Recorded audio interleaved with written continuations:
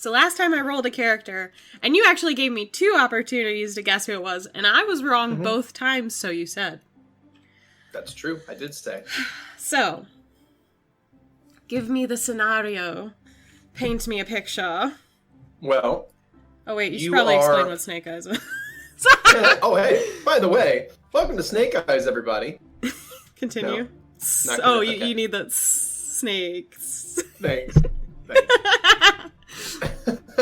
This is a one-on-one D&D campaign, a solo campaign, with 1 DM and 1 player and 5 characters. That player plays each of the 5 characters in a random sequence, and they tell 5 different but interconnected stories. This is in the 5th chapter of this campaign, and Keni, your character is feeling uncomfortable. Okay, that's probably not Yaculus or Lavi. Those 2 are good. It's not Pador because I just played Pador. Okay, uncomfortable. I mean, I guess I mean that in the most basic sense, not having any comfort. I literally have no idea. Okay. Can you give me more? Sure. It smells here. It smells? It smells here and you kind of hate it. Yeah, I have no idea. Oh, okay. I need more help for once. This is the first time I've been stumped. Sure. I don't understand. Okay, so you've been traveling for a little while, and you now find yourself where the ground is kind of damp and smells bad. Oh, I'm Yaculus! And this really kind of honestly rude, maybe even, dare you say, mean person you just met is kind of being... a bitch. kind of being, like, unreasonable about the amount of things that you're expected to do around a camp. Uh-huh. And, like, what are you supposed to do, right? Like, you've been traveling for a long time, and you've never had this much stress before, but this person seems to have, like, a very specific set of requirements that you have to do. Like, oh, I have to find this much food, and I have to go and get this much water. I mean, that's not... Come on. And she, like, almost always eats Hester's egg in the morning, I'm guessing. Oh, yeah. She absolutely does. It's weird. She finds it, she smells it out, and eats it without anyone knowing. I mean, as long as she's not doing it in front of Hester, it's fine. I guess. But yeah, you're noticing that Hester is laying about twice a day at this point. Twice? Oh my god, what's wrong with her? Is she okay? Oh no. But it appears to be a very uncomfortable process. Poor thing. Well, if I'm Yaculus, I gotta get into position. You gotta get into the right stance. I do! I have to sit a certain way when I play Yaculus. Please. I can do anything. So, I'm ready to play if you are. Alright. You were traveling with Hester and Razor. Yes. And the 3 of you were going to be traveling back to the Saracen Mountains to return Hester home. Mm-hmm. Right? That is correct. The more direct path is straight through the Zatch Basin, which is a big old swamp, a big twisted mire with lots of overgrown trees and vines and lots of insect life, and it's generally smelly and horrible compared to the lands you've been through so far. Like, you're used to, like, nice hot sand under your tail, right? Yeah. And this is definitely not that. This is, you're honestly this concerned sucks. You're honestly concerned that your scales might get mold, like, start getting mold growing on them. It's just, it's awful. I know. Gross. And, you're gonna have to, like, you know, slither through all of this. Like, you can't just hop from stone to stone like Razor is, and you can't fly like Hester is. So you're kind of just... What can she do? What? Of what she can-ish. She can kind of fly. A little bit. Or if not, I'm sure Yaculus probably will still carry her. Yeah. Because he's nice-ish. He's kind of nice-ish. When it comes to Hester, yeah. So, your group is heading into the Zatch Basin because Razor made it very clear that she didn't want your group traveling on the roads because she was concerned of being killed by humans. Mm-hmm. So this is literally hell for Yaculus. Yeah, a little bit. And Razor has made it clear that the Zash Basin is also not exactly an easy road. It's an overgrown, horrible mire, and not only is it filled with stinging and biting insects, there's also lots of things here that can kill and eat you too, but she figures you have a better chance against this stuff than against a group of armed caravaneers on the road who would kill a hobgoblin as soon as see one. I thought you said Siva for a second, and I was like, what are you talking about my girlfriend for? She's probably dead in this game. Yeah, probably. I assume this is in the future. Interesting.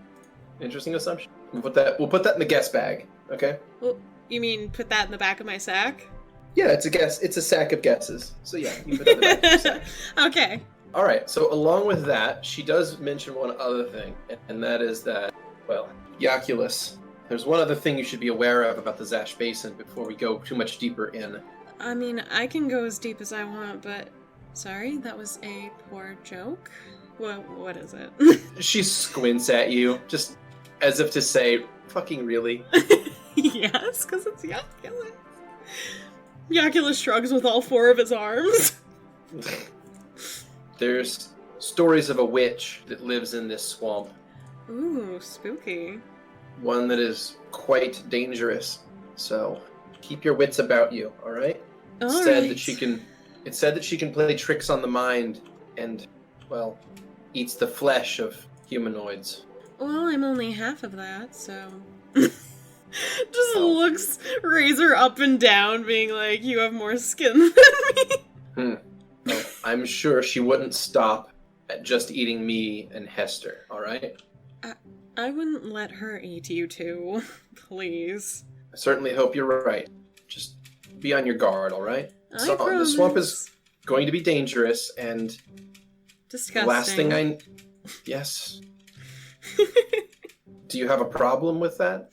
Oh, just, my beautiful scales are going to get dirtied up from, gross, gunky, green goo. She gives you the same squint as before and kind of walks up to you and looks at you more closely. Like, what, these? And she reaches over and she's going to grab your tail and kind of pinch it. She's going to grab your tail and kind of pinch it. That hurts, right? I'm sure it does, yeah. Can I whip her with the end of it? You can try. May I? Yeah, combat maneuver. Okay. Oh, no. I just looked at it. Hey. Yeah, you kind of, limp noodle your tail at her. And she just easily, backhands it away. Look, you are soft, alright? Rude. And look, I've only known you for a few days, and I can tell that you are not exactly suited for this, alright? And I just want to make sure that you are mentally prepared for what we're about to deal with. I still have feelings. Thank you very much. Look, your precious little shiny scales can get cleaned after you get out of the swamp, alright? Fine, but you owe me. Look, if you make it through this without any complaints, I'll wash you myself, alright? His eyebrows raise. Is that a promise? If it will shut you up, yes. Yes, it will! Alright. Yaculus just looks so proud. Largest eye roll ever. And she'll continue. Yaculus happily follows. He makes a couple of faces here and there if something feels gross. But he's quite content that he made someone lower themselves. Because he's a fucking asshole. Alright. So I'm going to push the map here of the Zash Basin. Ooh. I haven't seen this since the beginning of Lavi's story. Yeah, since the early Lavi story. Yeah. Alright, cool. So I have moved around the pin that denotes Yaculus' position. Okay. And you are over here all the way at the east side of the Zash Basin. And the first thing you're going to need to do is cross this river. Now, it's a pretty wide river here, but it's also shallow, as it is all throughout the Zash Basin. It's all relatively shallow water. Okay.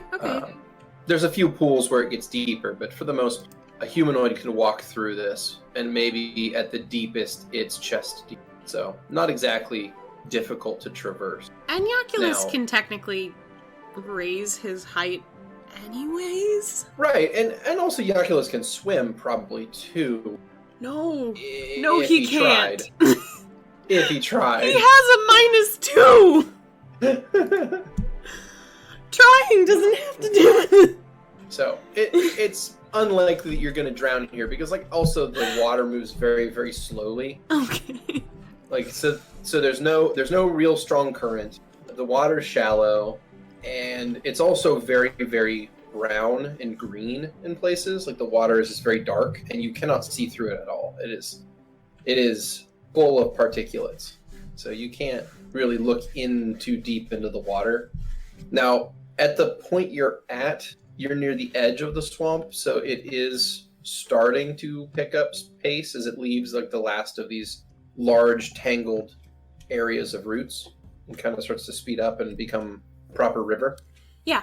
But you're a little bit past that to the north, so it's still part of the swamp. Now, as you approach the riverbank, Razor sniffs the air and kind of looks around.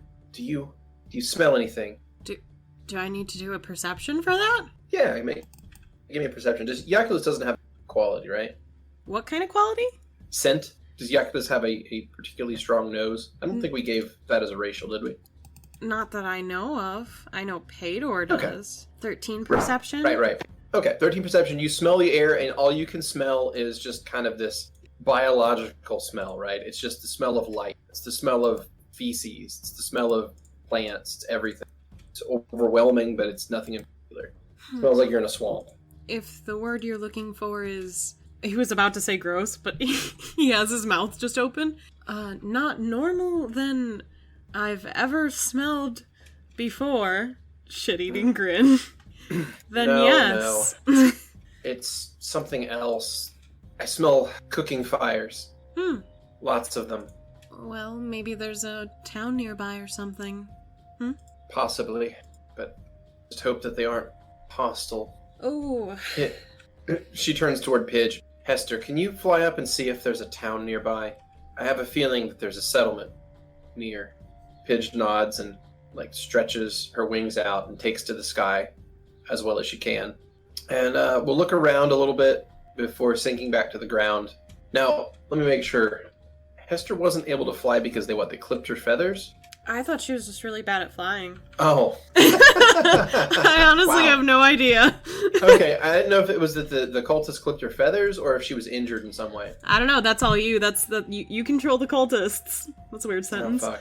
Oh, I do control the cultists. I have so much power. All right. In that case, she flies up a little bit, kind of does a circle in the air, and then comes back. Okay. And she says that she saw there's this, we're on the edge of this kind of wide river, and on the other side there's a town, and it looks like it's full of people. And Razor's like, what kind of people? She's, like humans, I guess. Razor grits her teeth. She's like, well, we'll have to cross somewhere else then. Fine. It'll be okay. Shit-eating grin. What? Oh, nothing.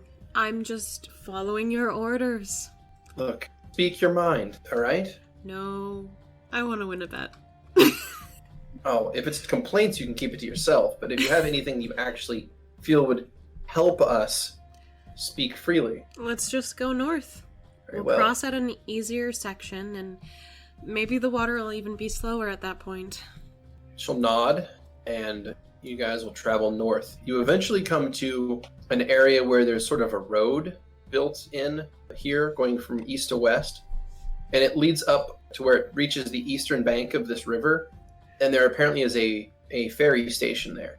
So there's like a dock, and there's a boat that would go back and forth across the river. Mm-hmm. It appears that there are people there, and Razor is going to attempt. So she gets into some shrubs and starts to kind of make a move around the area to avoid the people at the ferry crossing. Okay. What do you do? So she got into a shrub to hide. Did she go under in the water or anything? I mean, it's kind of damp everywhere here, but no. You guys are on land. She's going to try to cross the road a little bit out of the sight of these of the ferry station. Shit. So you can attempt to stealth past, Or, what do you want to do? You can stealth, you can walk in and talk to these people. I will stealth. Okay. It's fine, I'm a rogue. 25. All right, you stealth across the road with no problems. And when you get to the other side, you see that Hester has already flown over and landed and is waiting for you. And a little while later, Razor will meet back up with you two as well. I didn't realize there'd be so many humans in this place. I know, it's quite an odd place to live. Because every time he tries to speak, he's trying to complain, and he wants to win his bet, pretty much. All right. Stay close, all right? Of course. So the three of you continue north along the bank of this river until you think you're out of danger of getting caught by these humans. And you find yourself at an area where the river is relatively thin. You're loading another map. It makes me nervous. It's never a good sign for me. You don't think so? No, it usually means combat. Why would it ever... Look at me. I'm Beardy. I'm the best DM ever. Yeah, thank you. That is a swamp. That is a swamp. So anyway, the three of you are traveling a little ways here, and you find yourselves at an area where you believe the river is somewhat narrow and you can cross more easily. Razor will take point. Come on. We're going to make it through the swamp alive. You need to stay close. All right. You don't have to tell me twice. It's fine. Are you sure? It seems I have to repeat myself often with you. What? Smirk. I said... You said what? You are aggravating. You know that? Oh, but I'm not complaining. Isn't that what you wanted? She's gonna turn and she's gonna make a reach, try to go and grab your throat and pull you in really close to her face. Listen, little boy. Little? I'm way taller than you. She lets go of your throat. This is a dangerous situation, all right? Fine. There's no one to preen for here. It's not about preening. I simply have standards. Is that so hard to follow? You called me boy. Is that good or bad? He finds it interesting. Most people refer to him with female pronouns, so he kind of forgets about it sometimes. Well, I mean, she's very aware of your character. I know, we had the conversation. We had the talk! I know! Alright. So she moves to the bank of the river, kind of kneels down and looks at the water. It's only about 15 feet across here. I think that's about the best we're going to get. Alright. Hester. Yeah, Auntie? Oh, it looks like we can cross here. Razor's so smart, so she found it right away. Smile. Oh, good. Well, I guess I'll just wait on the other side for you, okay? Okay, just be safe, okay? All right.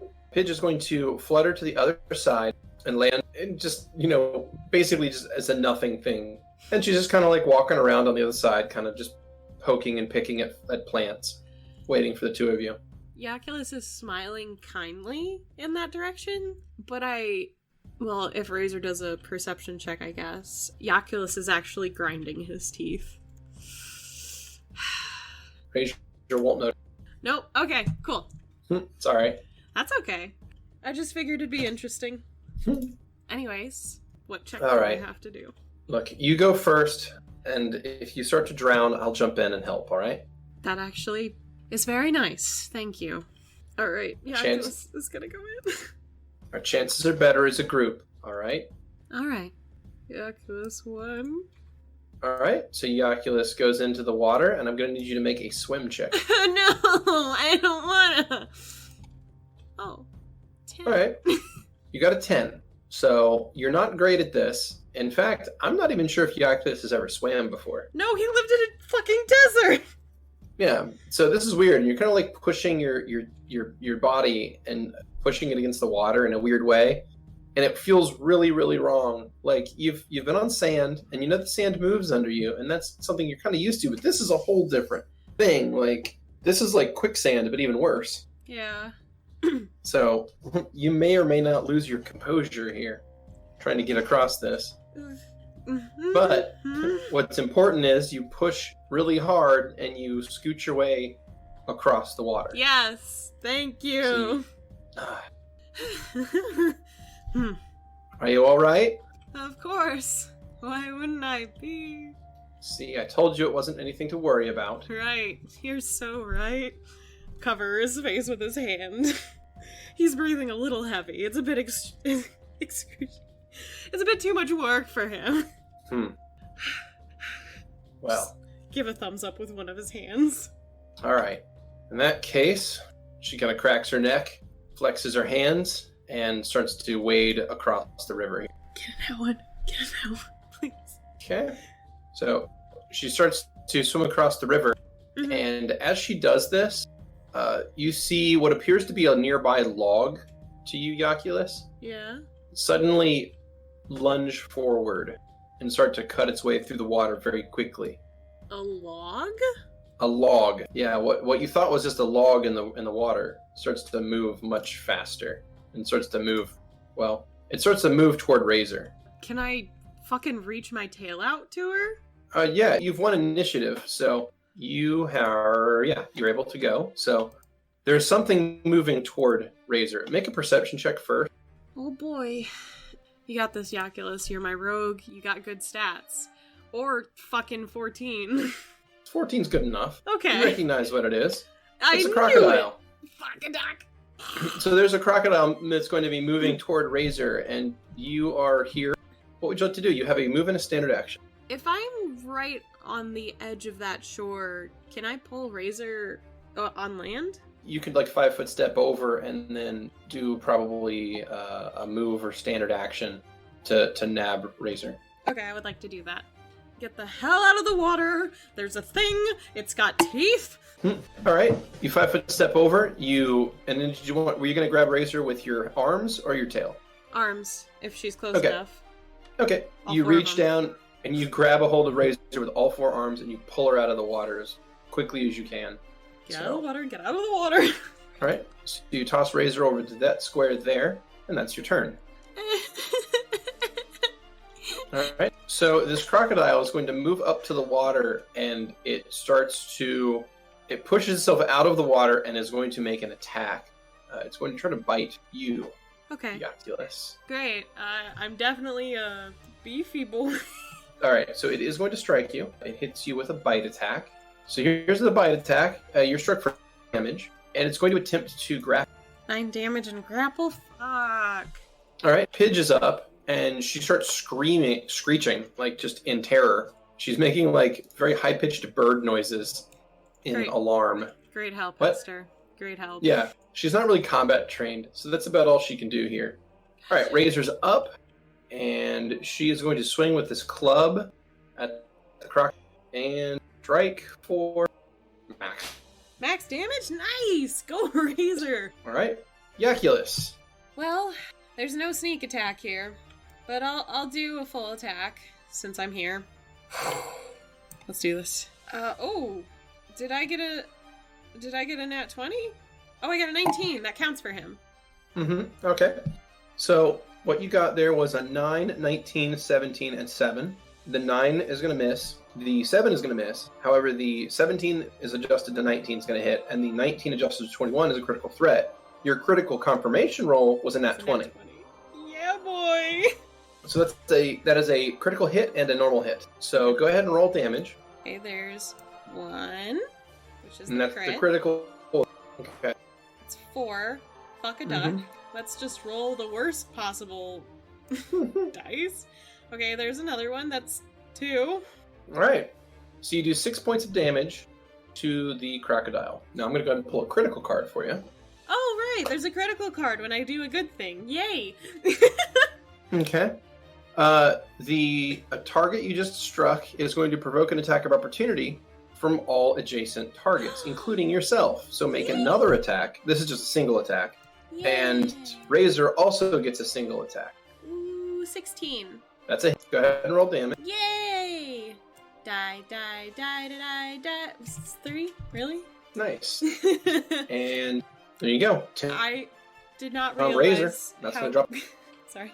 So Razor dropped the crocodile, but I did not realize how grateful I should be for the 8 dice that Soul has with their lyre. I missed that because I had Missed- that in the very beginning. You missed that D8? I missed the D8. Well, D6s. don't worry. As soon as Yoculus starts to drop a lot of sneak attack dice at level 3 or higher, Yeah. you're going to start pointing out some serious damage if you start hitting with multiple attacks. I hope so, but I assume I'd have to up my strength, right? No, because there's a thing that rogues get, I believe at 3rd level, that allows them to use their dexterity modifier for their damage. Holy shit. So you'll be doing +4 on all of your attacks. Yeah. Damn, I guess I'll just put another fucking point in intelligence then. I don't know. Yeah, that's pretty much Dex and intelligence and charisma. And Those are the 3 most important stats for a rogue. Yeah, so yeah, I'll just put in intelligence. I'll Okay. worry about the other ones later. So that was your attack, your turn. So that's going to take us to the crocodile to see if it stabilizes.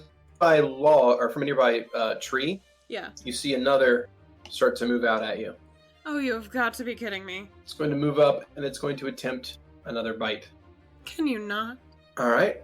It appears that it is going to hit. Okay. Let's see how bad this... All right, it bites you for 11 points of damage, I see. and that's going to knock Yoculus down. That takes us to Pidge. Pidge is going to continue shrieking in terror as to what's happening. Christ, Pidge. And Razor is going to 5-foot step down and start to wail on this crocodile with all their might. Oh. It'd be really great if All right. God or someone helped me. Oh. All right, Yoculus has a turn. Does Yoculus stabilize? You roll a nat 1 and take 1 more point of damage. Fuck a duck. So you're at -4. If you go to -13, Yoculus dies. Okay. All right.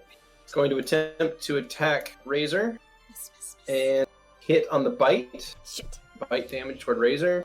Minimum damage 5. Okay. That's All right. minimum. Minimum damage on this thing is 5. Yeah. I don't... Hester takes a 5-foot step and kneels down next to Yoculus, and it's like, Auntie Yoculus, get up, please. And it takes us back to Razor. Razor is going to attack with this club again and hit, rolling like a champion, and bad damage, 5 more. All It's right. okay, girl. You're still holding on for the team. And a stabilization successful check from Yoculus. Oh, I'm alive. Yoculus stops bleeding out. All right. Second crocodile is going to do another attack here against Razor. Whiffs and whiffs. Yes. And then at that point, out of some additional shrubs, No! What are you doing? comes a third crocodile. No! No! No! No! No! I refuse! Oh boy. All right. So it's going to make an attack. Fucking actual duck! And it actually double misses. That's nice. Pidge is going to... Pidge has no items. Great. Okay. Pidge is going to, start smacking Yoculus in the face to try to wake them up. Yeah. Okay. Please, there's more of them. We need your help. I only stabilized. I'm not awake though, right? Right, yeah, no, you're not awake. You just stop bleeding out. Fuck a duck.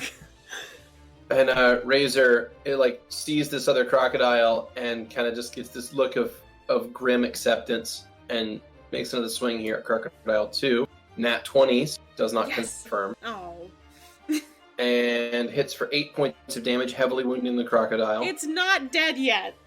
No, and there's a whole nother one after this. And doesn't look good for the party. Alright, bring it on. Let's do this. Let's do TPK. I've accepted death. And it's at that point that a figure emerges to the southwest and calls down basically a thunderbolt in the sky, a bolt of lightning, and it's going to strike crocodile number 3 there. Crocodile Dundee. Yeah, basically. Hit him for 21 points of damage. And it's not even dead yet. Oh my god. No, not even dead yet. What? Okay, both of those miss. Crocodile 3 is going to try to run away because it's got hit with a fucking bolt of lightning. Because God That's said, gonna allow- fuck you.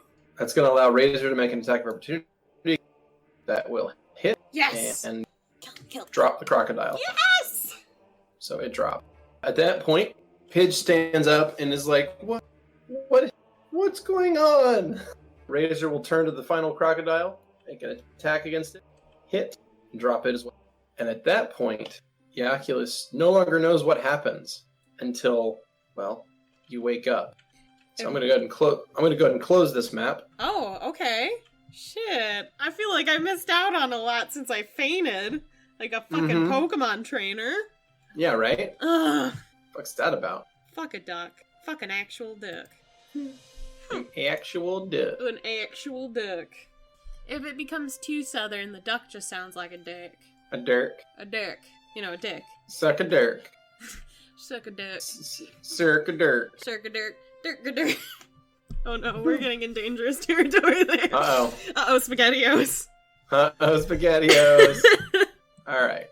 So, Oculus. You wake up, and the first thing you feel is, oh man, you don't know what train just hit you, but it was bad. Wait, there are trains in this world? I know. I don't.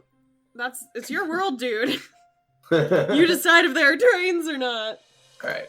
So you, like I said, you wake up and everything seems fuzzy. Oh, fuck. Like you just got ran over by a wagon. Like the lengthways. Yeah. Like a wagon wheel just ran up your entire body. Oh, fuck. Ugh. I suppose that should have been the first word I expected to come out of your mouth. He blinks awake, I guess? It's dark, and you feel like there's something covering your face. You're not sure, but you open your eyes and you can't quite open them all the way, and it's dark. Am I to assume something's on my face, or am I blind? It is a treatment that is on your face. I don't recognize this voice, do I? No, it's a new voice. It sounds confident. Well... It's not often someone wanders into my territory and so clearly is unprepared for the dangers. Trust me, if I could have gone the easier way, I would have. Trying to avoid human settlements, I suppose? Not for me. Oh, so you get along with the humans just fine, then? As of recently, well, I used to. I suppose they smile at you and give you flowers? Ask me for blessings. Fun things. Think I'm a goddess. And are you? Well, it's fun to pretend to be one, no? Naivete of youth. You can tell I'm younger. Of course. I see. Who are you? Apologies, but a giant fucking log hit me in the face. I saw. He just calls it a log. He's never seen one before. Well, I go by many names. You can call me Lady Yasmin. You got it, my lady. Many other folk call me the Witch of the Swamps. Ah, you're the one we were warned about. You're much nicer than what I heard. Oh, don't make any judgments about me yet. You don't know what I've done with your friends. That's true. They could be dead. Mm. My whole journey here could be for naught. And they were tasty. Hasty friends of yours. Oh, I'm sure Hester was. Ah. Not sure about And Razor. which one was... She might have been a little too tough. Which one was which? Pardon me if I don't know the names. Ah, I thought you could have gotten it from context clues. Apologies. Little Hester is the harpy. Mm. Razor is, a goblin of some kind. Yes. Poultry can be quite delicious. But you're right. The hobgoblin was, well, very stringy. Well, I hope they served you well. And am I too to be eaten, my lady? It would be quite a mouthful. That's true in more ways than one. I'm sure however way he's laying, he's got one set of arms at least crossed and a shit-eating grin. Well, I suppose I've had enough fun toying with you. Oh, you were toying with me? Oh, please. I know. It's wrong for one to play with their food, right? Unfortunately. But please, toy away. I think it's fun to die that way. You feel a hand touching something on your head. You feel this this bundle of what appears to be like moss and bandages removed from your head. You blink a few times against the fresh light striking you, and it's quite stinging to your sensation. But as you kind of get your bearings and blink a few times, you find yourself in an area of the swamp where there is a decent amount of light coming in from the sky. The trees have been cleared out a little bit from here, and you're on a bit of a rise out of the water. So there is a hut nearby, a reasonable sized one, that has an outbuilding near it. There's a small pen with some animals in it, as well as a small garden that's growing lots of different kinds of exotic little plants and mushrooms and things. Cool. And this person who is tending to me? And this person who is tending to you. So, again, you see what appears to be a human female somewhere in their late 20s to early 30s. However, from the waist down, their body is that of a snake. It's another Serpentes. I had this gut feeling that for some reason the witch would be because of Hildegard, but I was like, nah, there couldn't be another witch. Huh. 4 arms, okay. Long dark hair, wears large gold jewelry, but sort of has the coloration of light green scale color, probably wears gloves. It's the similar sort of fingerless gloves of the image to the left. So like these black elbow length gloves that are fingerless. Okay. Well, I've never. This is new. Yaculus actually does not have words. Huh. It's not often that our kind cross paths, you know. That's true. I was in a human colony as an egg. So. I see. Well, I was making my rounds to the swamp, collecting a few mushrooms and other bits of interesting flora for some potions I was brewing up, and, well, I heard a bit of a kerfuffle nearby, and as luck would have it, I was able to save the 3 of you. You have my thanks. Now, what exactly is Mara's boy doing in my swamp? You know, I don't know the Mara part, but Your mother, fool. I don't know her. What? Again, I was raised as an egg by humans. I have never met another. Well, then I suppose she's dead, then. Oh, that's 2 in a row. Shouldn't be too upset. He starts flipping his hair as if it's rolling off his shoulders, but I think this is actually very disappointing for him. I hadn't seen her in about 6 centuries. Well... But she had always been a resourceful one, though, so I'd held out hope. I'm sorry I wasn't the omen you were looking for. It's fine. I suppose her line will live on through you. If I don't die. True. If you don't get eaten by a crocodile of all things. Come on. A crocodile. You need to have a bit more dignity if you're going to survive, alright? The log is a crocodile? Yeah. You know, you're the last of a very prestigious line, right? I wouldn't know. I was raised by a historian, so I at least understand what humans know about us. Which is thankfully next to nothing. Yaculus looks actually very embarrassed. Man, you're really throwing punches for Yaculus to humble as a person. Jesus Christ. Look, you're not wrong, but it's what I had, okay? My lady. This is disappointing news. She turns and just sighs. Just starts to move over to her garden. Well, since she's moving away, Yaculus's eyes are going to drift and look for Hester and Razor. He didn't believe her. You don't see them anywhere. Small worry. He starts to slither up a little, kind of starting to look a little bit more concerned actually on his face. You had been laid out on a flat rock, by the way. Okay. Not to be rude, my lady, but Hmm.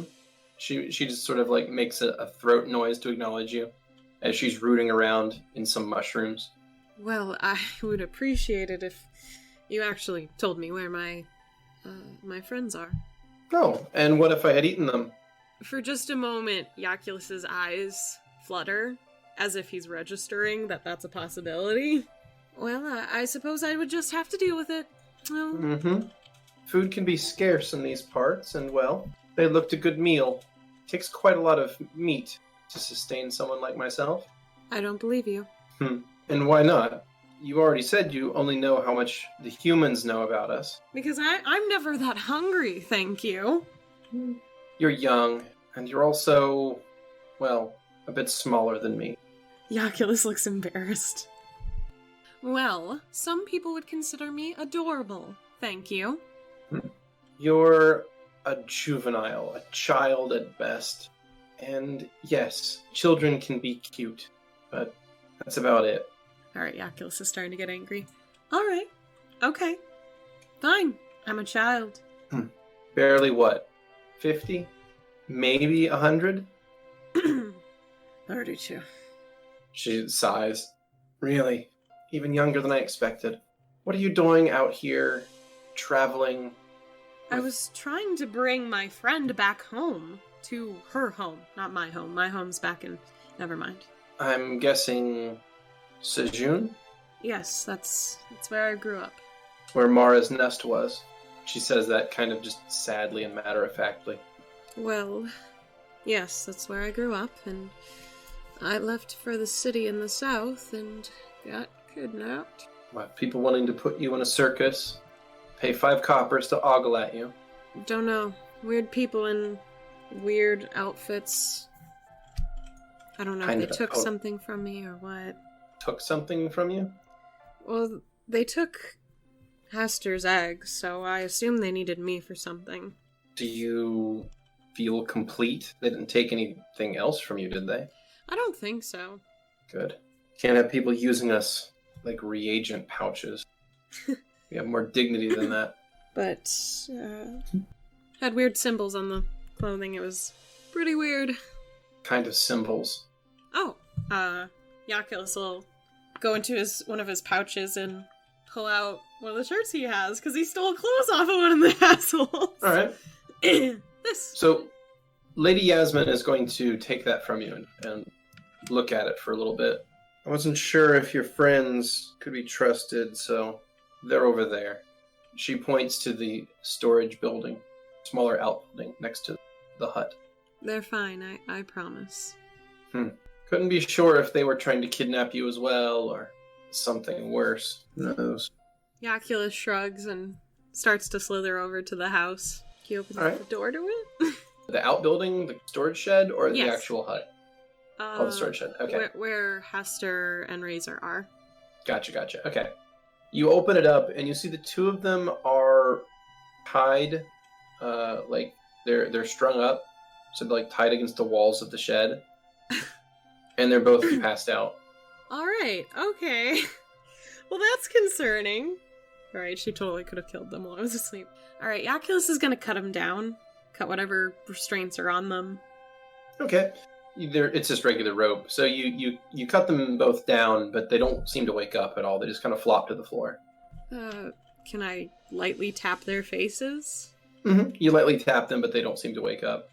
I don't have a check in it, or a skill point in it, but could I try a heal check? Sure. Give it your best. Give it my best college try. 7. They're alive.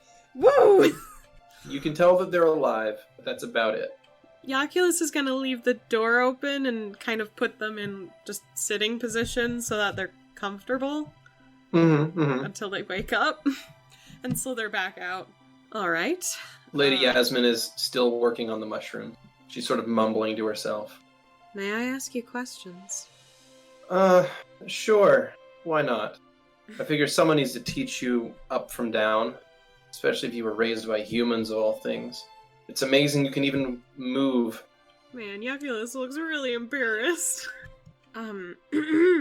Well, I was wondering if perhaps... How many more actually are there of us? Well, I thought there was one more of us until a few minutes ago, so that number continues to dwindle. That wasn't an answer. Somewhere in the 20s, maybe less. The probability of being more is unlikely. Very unlikely. Wonderful. You are probably the youngest member of our entire race. Ah, Mara was always an optimist. they say Few that... Oh, sorry. You go. Few in our number ever even chose to reproduce. A lot of us saw it as pointless. Do you still think it's pointless? Well, that one of my friends is dead, and the only thing left of her line is someone who doesn't know their ass from their elbow about anything. Didn't even know her name until a few minutes ago. Yes, I think it's pointless. We will never be what we were. It's that simple. Anyone who thinks otherwise is clinging on to a stupid dream. Ah, well then. That's, quite a wonderful thought you have there. I'm simply being a realist and trying to live out time I have comfortably and in as much peace as possible. Well, I apologize for ruining your peace, my lady. You don't need to apologize. You are basically kin, for whatever that's worth. There must be someone else who wants to continue our race, don't you think? She kind of like looks you up and down, and she's like, "Are you propositioning me?" No, not you. You have obviously made a statement that you are uninterested. But I'm also saying there shouldn't be such an issue to continuing if I'm around. As far as I know, there are never any males. Hell, it's why I tell everyone I'm a woman half the time. Well, that and it's fun. She finds that genuinely funny. You're out there giving the rest of us a bad name then, huh? For shame, I would never. Everyone thinks I'm beautiful. Honey, we are all beautiful. That was exactly it, though, you know. What do you mean? It was our beauty. That's why we were chosen. Chosen? Yes, of course. I am not following you. You really do know nothing of your past. You say past as if it just hasn't just happened for me. You do realize I'm only in my 30s. Not even your 30th century either. 30th year. It's like you just crawled from an egg. It's adorable, really. He just looks more and more hurt. I have feelings too. Listen up, little one.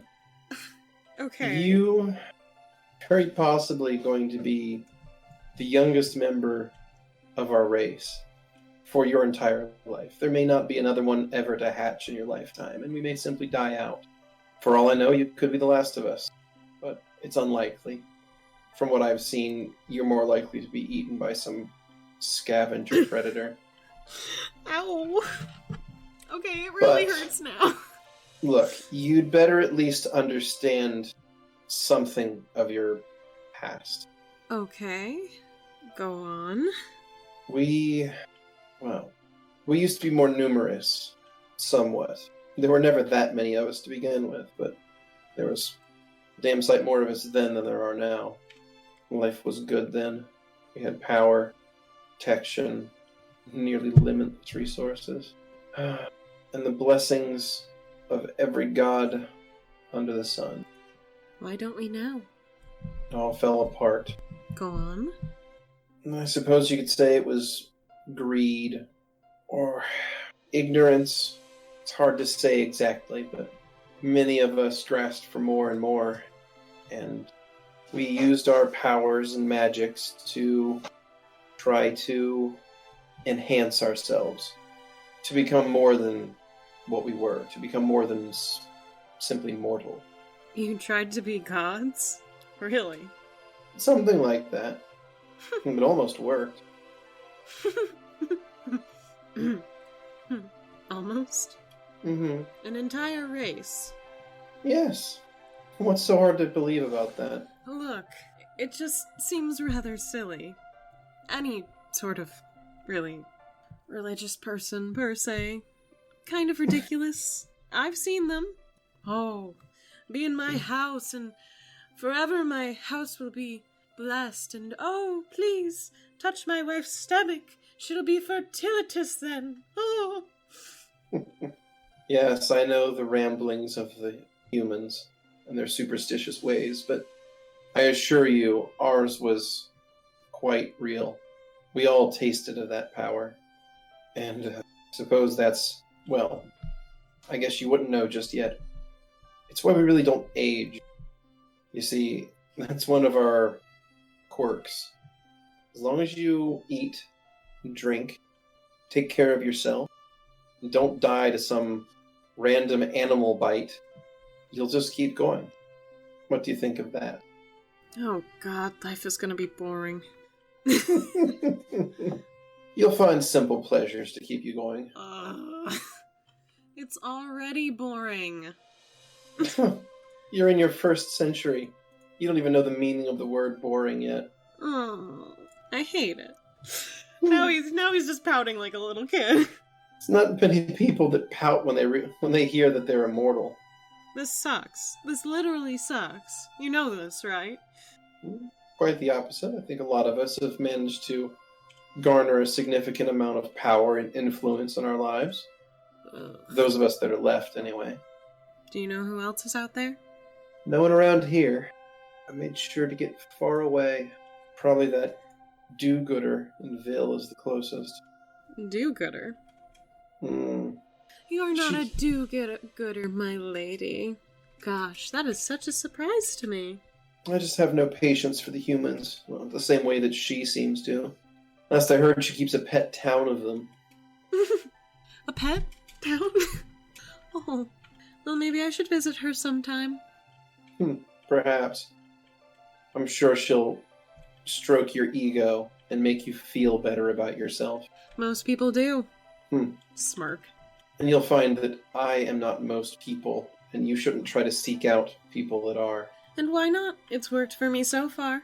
Has it? You just told me that you had been betrayed, almost killed multiple times. Well... I think it hasn't exactly worked out for you like you think. Hard swallow. Well... Just stare. Now, where was I? Right. We had very nearly become divine beings. But of course, we were lied to, misled, and taken advantage of. So many were unable to handle what had happened to us. And a good number of us died within the first few years. What the hell happened? Well, since you've hatched from an egg, you suppose wouldn't have ever known. We didn't always look like this. Go on. Now, we've all had a long time to adapt, so this may seem very natural to you. You yourself may think that you're as natural as can be, but trust me, you're not. You're the result of a curse, I suppose, is one way of looking at it. Okay, go on. I'm interested. A curse. Or perhaps a mark to remember by. Think of it as like a birthmark or a tattoo that always is there, corner of your eye. And what super scary god cursed us to this? Being called Set. Set. Mm-hmm. I don't even have knowledge religion, so I'm like, I can't even roll for this. You've never heard of this deity? Okay. Is he still a god? Because I've never heard anyone worshipping this thing. Oh my, no. No one worships Set anymore. The religion fell out of favor some time ago. You see, it was Set that attempted to take us along the path to divinity, got us all to worship and pledge ourselves and perform the rites and rituals needed. And when it came time for the blessing to turn us all into deities, well, she kind of gestures at herself. We became this. So, What, you just looked like humans before? Similar. I suppose we were between that and an elf. Somewhere in the middle. We always had these. She holds up all 4 of her hands. Did we have 4 legs too? Ooh. No, just the 2. Who needs them? Not us anymore. I'm perfectly fine the way I am. There were a few that would have disagreed with you, but many of them took their own lives. Cowards, I say. Only a coward would commit suicide. But those of us that remained swore revenge, and we got it. Do you know what happens to a god when it loses all of its worshippers? It stops existing? Not quite.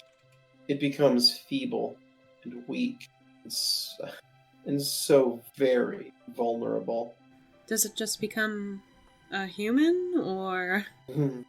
No. It usually takes on the shape of something symbolic to itself.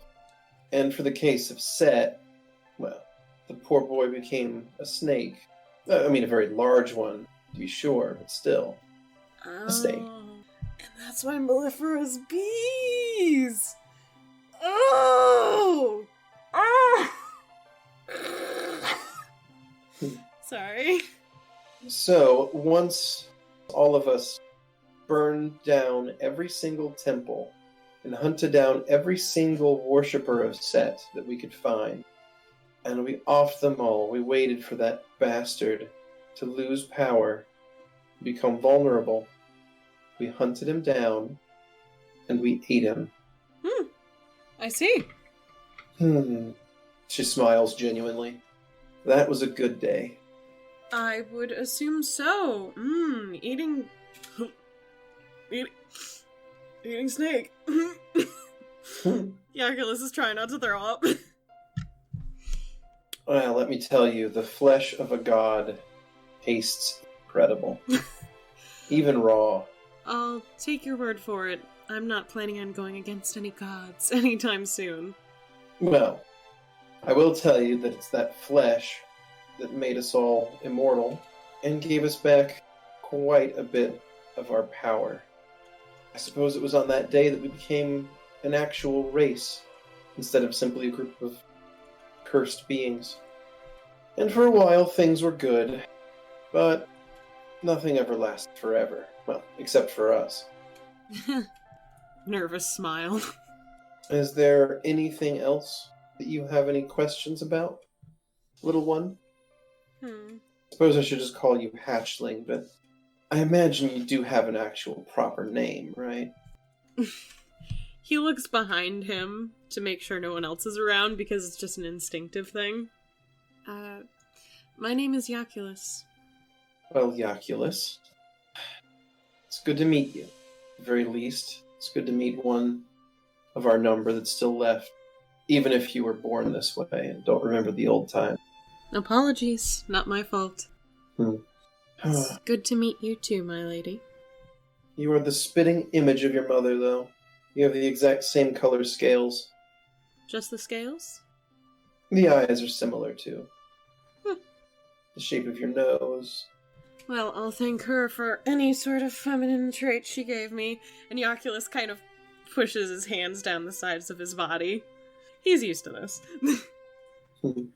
Well, we were never a very muscular race. And as you said, I am smaller than you. Size will come with time. I'll let you know if I ever eat the flesh of another god. Ooh. You don't need to. It passes from parent to child. You'll get to, well, a few years older than you are now, and you'll simply stop aging. Well, I'm sure that'll do great for all my suitors. I'm sure. Half of them are too superstitious to even know what you are, and the other half are... I'm not even sure what the other half would be. Misguided, likely. I'm simply just a good time. Isn't that what anyone wants? God, he's fucking disgusting. It can't be helped, I suppose. You know nothing of your heritage, so why should you have any dignity at all, right? Oh, sweetheart, I have plenty of dignity. I haven't seen a bit of it. Then you aren't looking carefully enough. my lady. She just shakes her head slowly. It's like talking to a bard. They are good. Where did you learn this behavior? Sejun. Have they become so wild and sex-crazed out there that this is what their culture is simply like these days? Not that wild, per se. I mean, it's a bit normal, just in general, to speak of such things. But, in general, I just think it's very funny. Messing with people is... amazing. Well, I'm sure it will lose its appeal soon enough, and you'll stop acting quite as ridiculous as you are now. Don't speak of it. I'd rather enjoy every second of my life.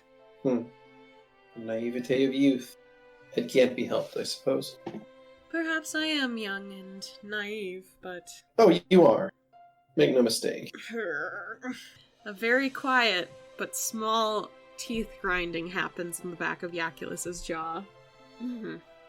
Anyways, why are my friends so deeply asleep? Did you put a spell on them?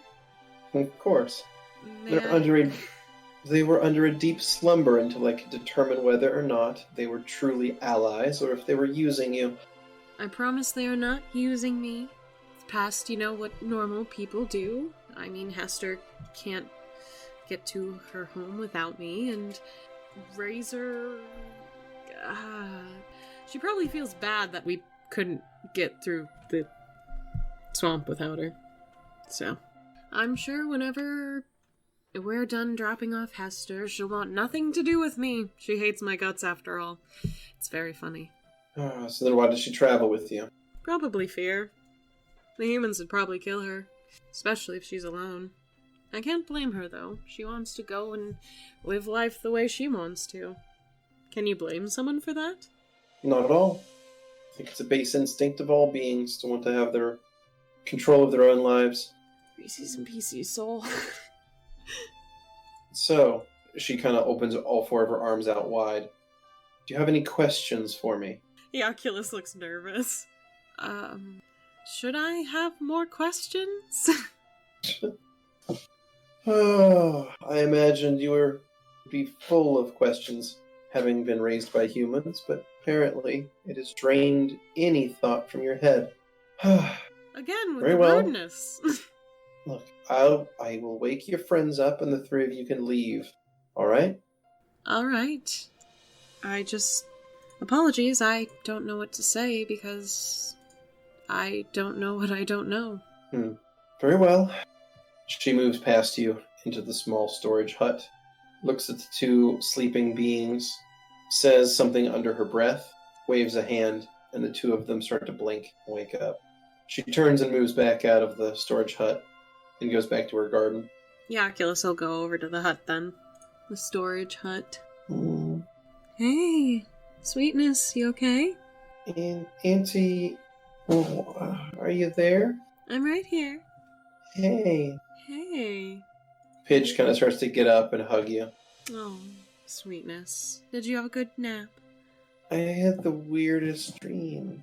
What was it of? We were flying together. It was nice. I see. Well, I don't think I can fly, but I hope it was a good dream. It was. Good. She still seems really tired. Alright, Yaculus is just gonna pick her up then. She kind of climbs onto your back and puts her wings around your neck and kind of just starts to fall asleep. Alright, that's cute. Yaculus will then look over to Razor. Razor's kind of like blinking and slapping herself in the face and blinking and slapping herself in the face. She eventually takes a nail and digs it into one of her arms to try to draw some blood to kind of wake her up. And she keeps blinking to try to fight the drowsiness that she's suffering from. Yaculus will lean over and kind of put an arm on wherever she made herself bleed. Hey. She looks up at you, not recognizing where she is or who you are, and she kind of bares her teeth at you and makes a low growling noise. Alright, this is the response I assumed would happen, but we've been waking up near each other for a while. You don't have to growl at me every time. Why am I still tired? She seems to have a potent spell book. Uh, Do you want some was help the up? No. She like reaches over and grabs the wall and like forces herself to her legs. Her knees are like wobbling badly. Yaculus kind of has arms near her in case she does fall, but won't touch her because, you know, they kind of have this unspoken word of "don't fucking touch me." She like pats her hip and looks at you and goes, "Weapon." I don't have it. I'm sure my lady has it. Your lady? Sorry. Lady Yasmin out there. She's the one that saved us, I assume. Saved us?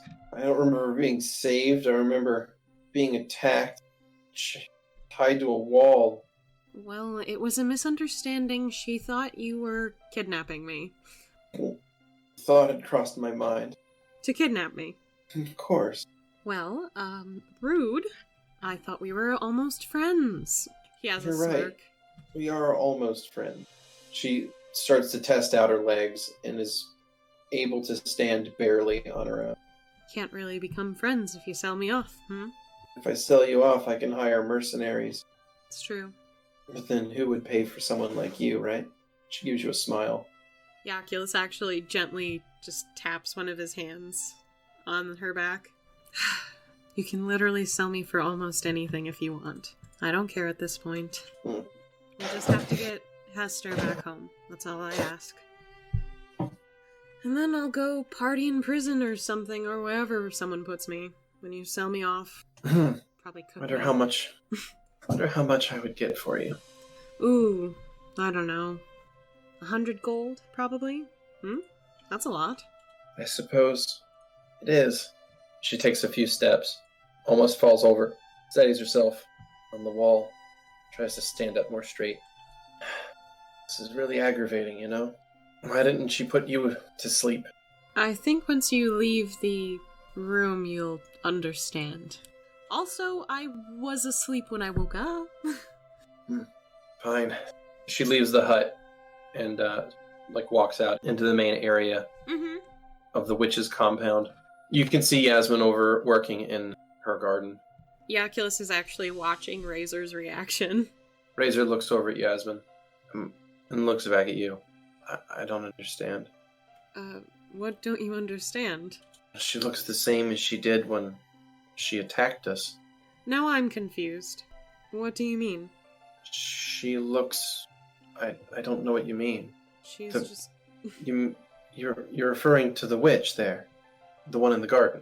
Yes, that's Yasmin. Sure. She appears to be a hag to me. Old, bent back, wrinkled skin. Anything else? No. I have gotta get me that. Okay. Interesting. Look, I'm just glad you're okay and Not speaking any sense. Yaculus, what's going on? It's not my place to say, to be honest. Has the hag tampered with your mind? Please. Of course. Of course she has. What am I even saying? She's quite kind, actually. Far A bit too of a weak-willed. bitch, but... Far too weak-willed. I'm sure she's already toyed around with everything inside your stupid head. Ugh. Actually, thanks to me requesting it, you two are fine. I don't feel fine. You just woke up from a heavy spell. Look, I got you.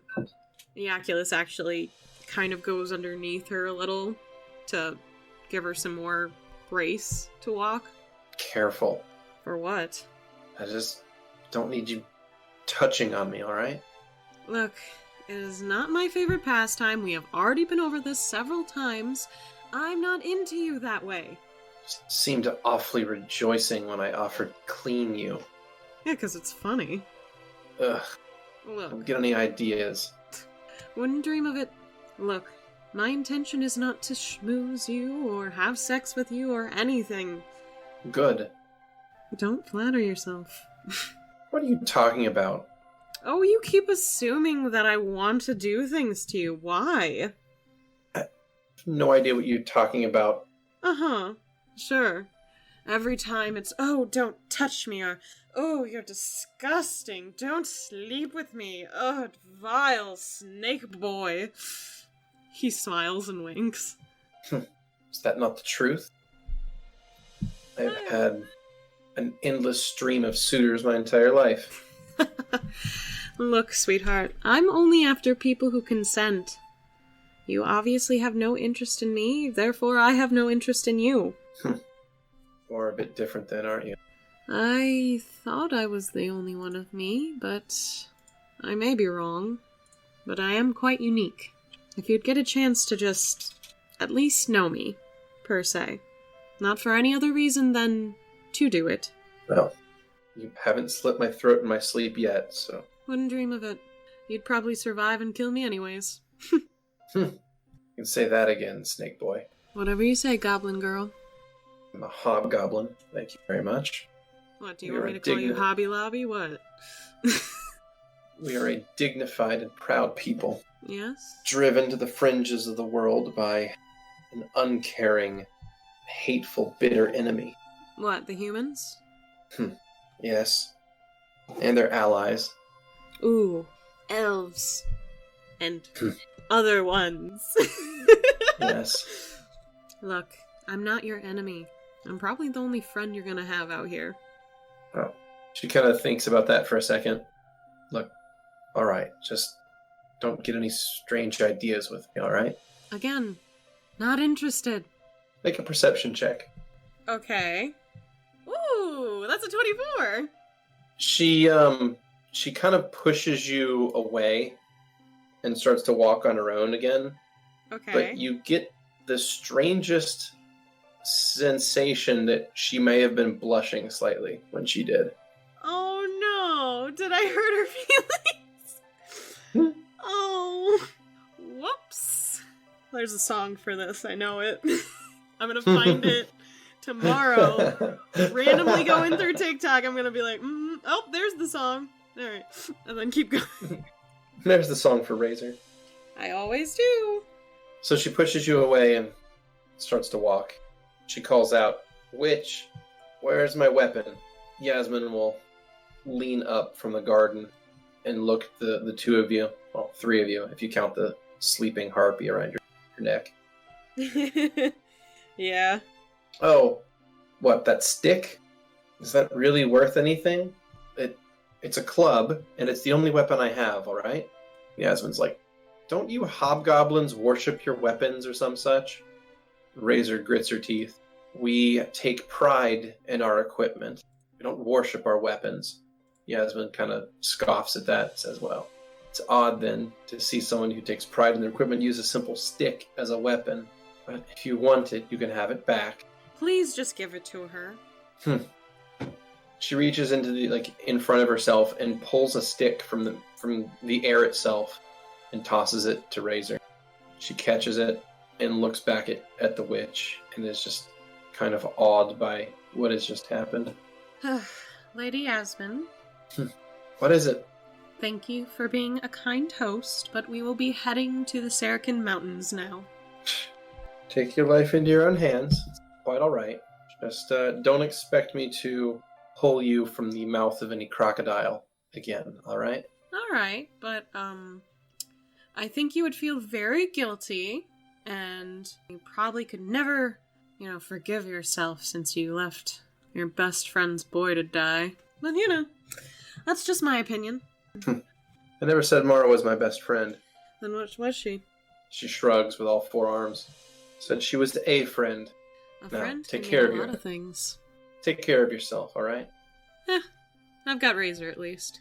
Maybe our paths will cross again. Maybe they won't. But you'll find that you have a long memory. I'll remember. Oh, I know you will. That I have no doubt. Serica's that way, and she points with one of her arms. Thank you for everything. She crosses both sets of her arms as she watches the three of you go.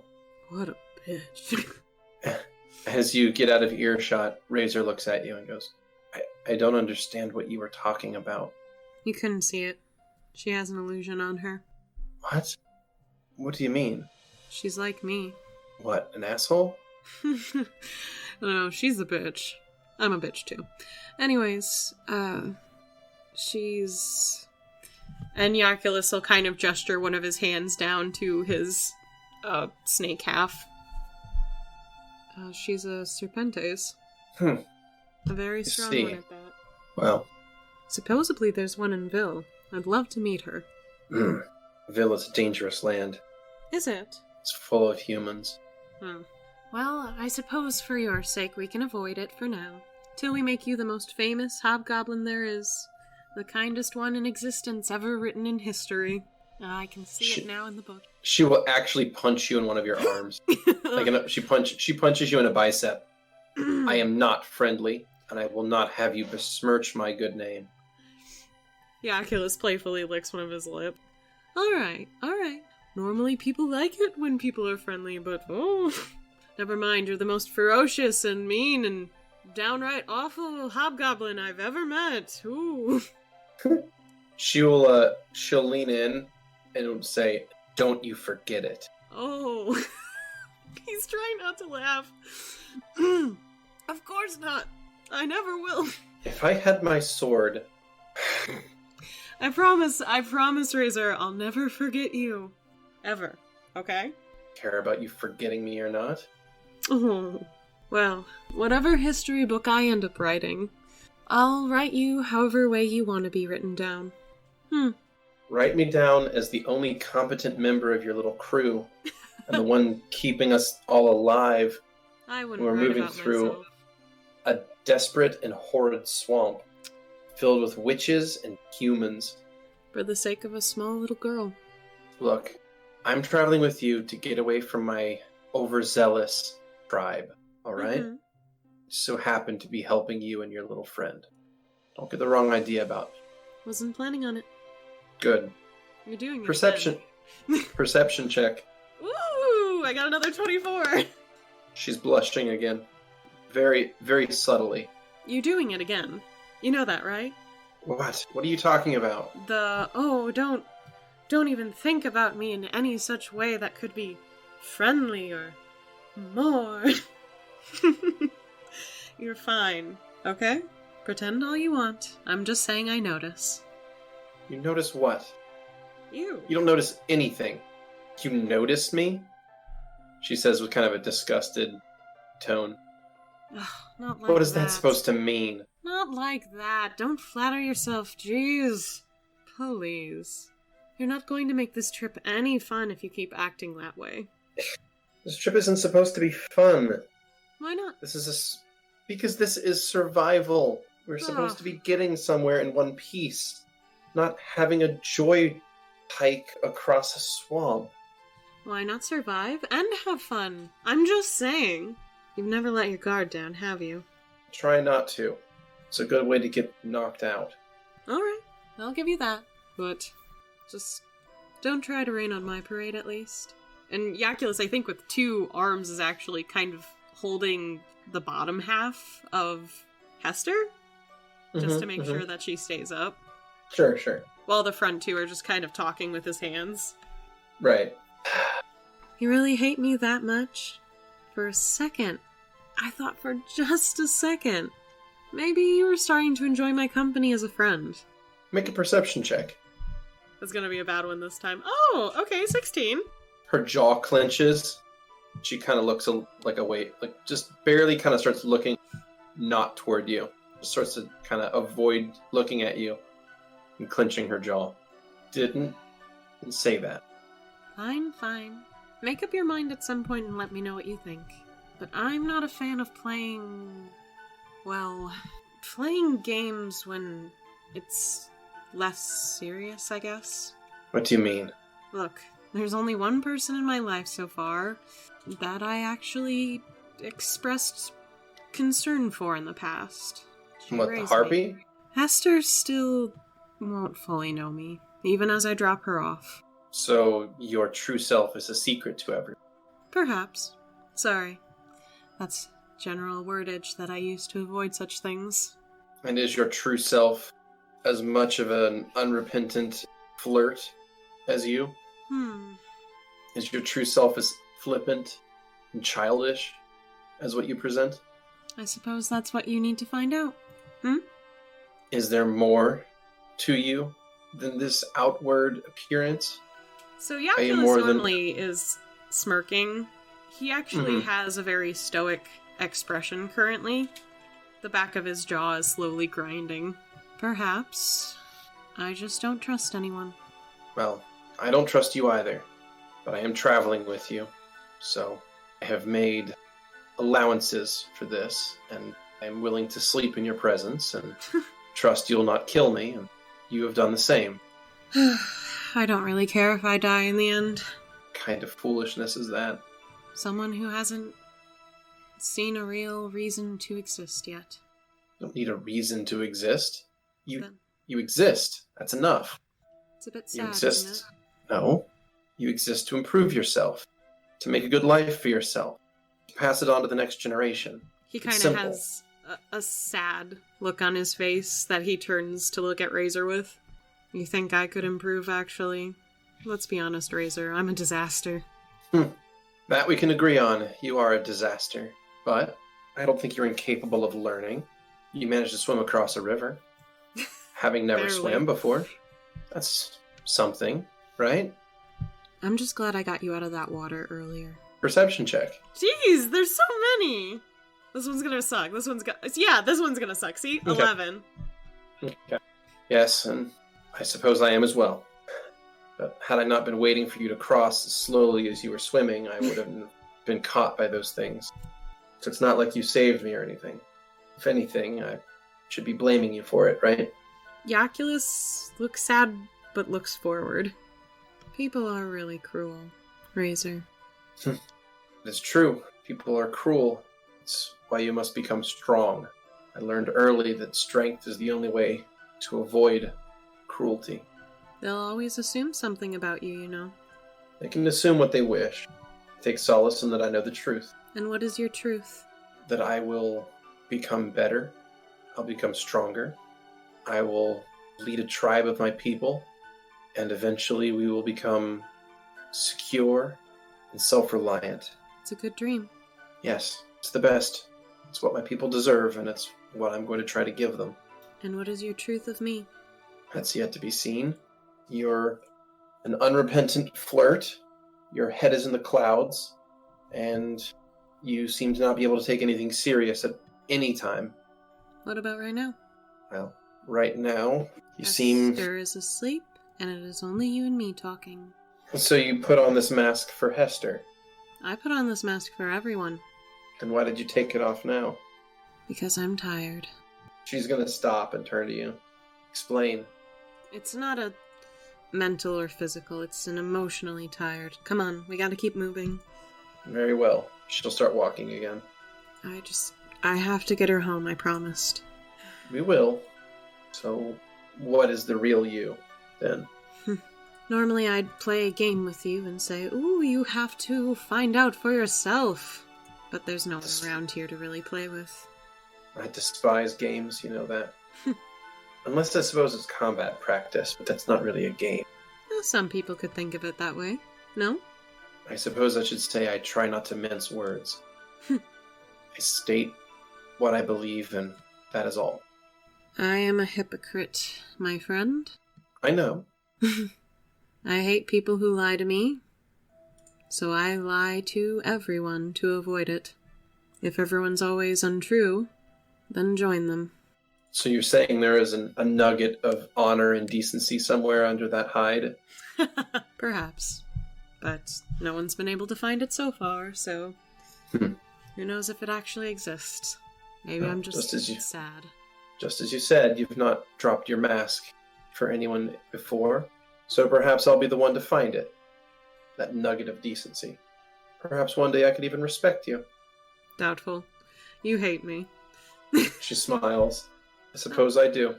That's a little sad for me sometimes. What? Oh, that you hate me. She looks at you, smiles, and punches you in the bicep again. You're actually going to hurt me if you keep doing that. Do not bring it upon yourself. Now, she goes to say something, but is at a loss for words. Make another perception check. Oh my god, there's so many! I know, right? This one's gonna be, really good, apparently. 25! She starts to say something, begins to blush again, and then continues walking and looks forward again. You're doing it again. I don't know what you mean. You're not speaking your mind. You've been doing it all day. You've just been different today, that's all. We're in the middle of a swamp. I'm gonna be different. Perhaps when every other word out of your mouth isn't complaining about, oh, the rocks are too hard, or oh, the swamp is too wet, then it's refreshing, I suppose. Not hearing you complain every other word has been nice. Ah, my friend, but don't you see? It keeps people away, then. What? Complaining. It keeps people away. And this is something that you have wished for? Just instinctive. The creature that I see that seems to fawn over attention from every being, you want to keep people away? Look, most people You're just right. want to use me. You are right. You are a hypocrite. And I must say, much more deep than I imagined. See, if I was less tired, I'd make a joke there. Oh, is your tail getting tired? No, but, this small little, bird. So heavy. I don't know if I'll be able to carry her for much longer. I think I hear you complaining. Shit. Well, you that's did your all. best. You did your best, and you made it almost a few days, right? Honestly, I thought it was just about the swamp, but you're right. You win. Fair and square. However, I figure you would have won no matter what I did. She raises an eyebrow. You would have found some way to get out of it. Oh, right, of course. Of course I would have, because I'm clever. Did you think I meant something else? She coughs. Not at all. Oh, okay. Not a problem then. I suppose both of us have acted quite differently today. What is that supposed to mean? I could tell you, but I think you would be upset. Nothing that you could say would upset me. All right? All right. You've been blushing quite a lot today. It's the heat from the water and the sun. I'm glad you don't have a fever. Can't have that. Small smirk. Without even looking, she punches your bicep again. I didn't even do anything this time. Oh, sorry. No, you're not. Must have been something that I heard. Or just a reflex. Yeah, Achilles rubs his shoulder. Okay, well, remember, I'm soft. You saw the crocodile take me out? It was a lucky bite. If you had been a few inches the other way, it wouldn't have been nearly as bad. Look, I'm just... You really should learn to dodge better. I'll work on it for you. I would say to be light on your feet, but I suppose that would be... Racist. Well, it just I was comes going out to of say- his mouth. I was going to say lost on you, but read more into it if you feel like you need to. If it makes you feel justified. Oh, nothing really does. I just pretend. Yes. Playing games again. No, I'm simply telling you what I normally do. But if you don't want to hear these things, I can go back to being the lovable asshole you hate so much. I would prefer that you didn't. Oh, do you have a soft spot for me actually being honest? I always prefer honesty. It's nothing unusual. And what of you? Are you always honest? She clenches her jaw. I tell people what I feel, yes. Okay. And what is true to myself. And I do my best to survive. I believe the survival part. But I don't believe that you're always honest. I don't actually know if that's 100% possible for anyone, except for children. And young harpies, apparently. Yes. A little sweetness here is quite a lot. But she's a good soul, so I don't need the world ruining her. Yaculus, Yes? what is it that you're going to do once you return Hester home? Well, I sort of wanted to go back to Sejun and kill a bunch of bitches who sold me. Land filled with humans, is it not? Unfortunately. But I need to settle a score. I need to teach people they can't just sell someone. I may have wronged you and sold you into slavery. Indeed. And the right thing to do would be to get revenge. Make them bleed for it. That's been the plan since I was captured. The Oculus. Yes, Razor? Do you think it's possible for a hobgoblin to be tolerated? Well, if you can tolerate me, I'm pretty sure anyone could tolerate you. I think I'm far worse than you. You know what I mean. I mean, in the human lands. We might have to do something about your appearance, to be honest. What's wrong with my appearance? To me, nothing. To everyone else... She was going to correct you, but she kind of stutters. People they don't understand when something's so different out of their norm. And they have a hard time accepting something that isn't what it normally is. So yes, but when it comes to you, they whisper prayers at you or ask you to bless them. For people like me, it's an arrow to the neck. I know it's way worse than you. For you, sorry. But it's only an appearance. No one would know by your voice. You speak far more eloquently than me. I was trained from a young age. My mother drilled the importance of linguistics to be able to understand and speak the languages of my enemy. It has proved invaluable. But, Oculus, if it were possible for me to travel to Sejun, I would like to help you get your revenge. You promise? Oh, you demand an oath of loyalty now? Sorry, that's a statement. I simply was asking if you mean it. If I didn't mean it, I wouldn't have said it. I would like you to accompany me. Good. Because I'm certain if I didn't, you would surely die along the way. Yes. And I'm certain if you didn't, well, the world would be pretty boring. You're saying I entertain you. Perhaps. I have a reputation to uphold, you know. I'm sorry. I fear you so very much. Oh, That's please better. Don't crush my bones. I am but merely a poor snake boy. It started as just a flat tone, and now he's just smiling slowly as he keeps going. For I am your prisoner, obviously, and I cannot go anywhere without my master. It has a nice ring. Oh, does it? Well... She kind of smiles as she mulls over the word. Yes. Yes, it does. Well, my master, please forgive me for my insolence. Make a perception check. Damn, this is a lot. I mean, there's a lot of things happening. Nat 20! Woo! I'm getting really good at this. She is heavily blushing, and it looks like she's considering something. Master? What? You interrupt her from her thoughts. What? What is it? Do you see something? She starts looking around the swamp. Oh no, I was just testing it out. Just wanted to see how well you responded to it. I won't lie to you, I enjoy it. Good. Then I won't stop. No. Master. He just kind of keeps going.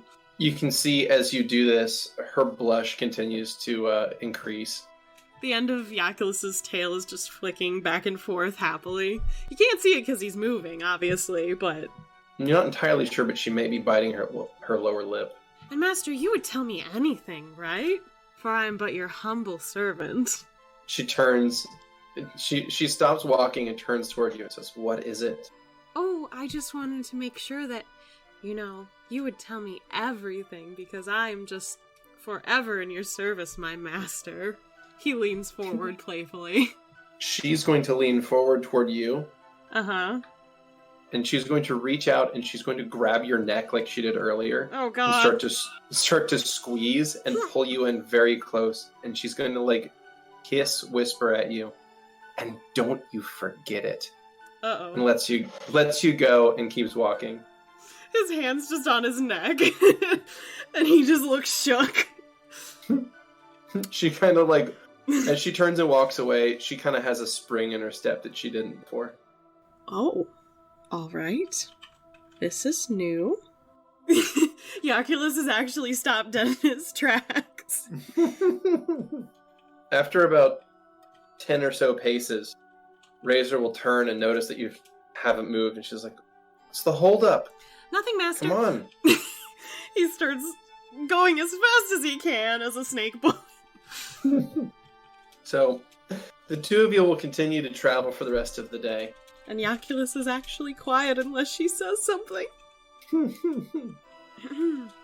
Once in a while, he'll just clear his throat and then nervously look up at her.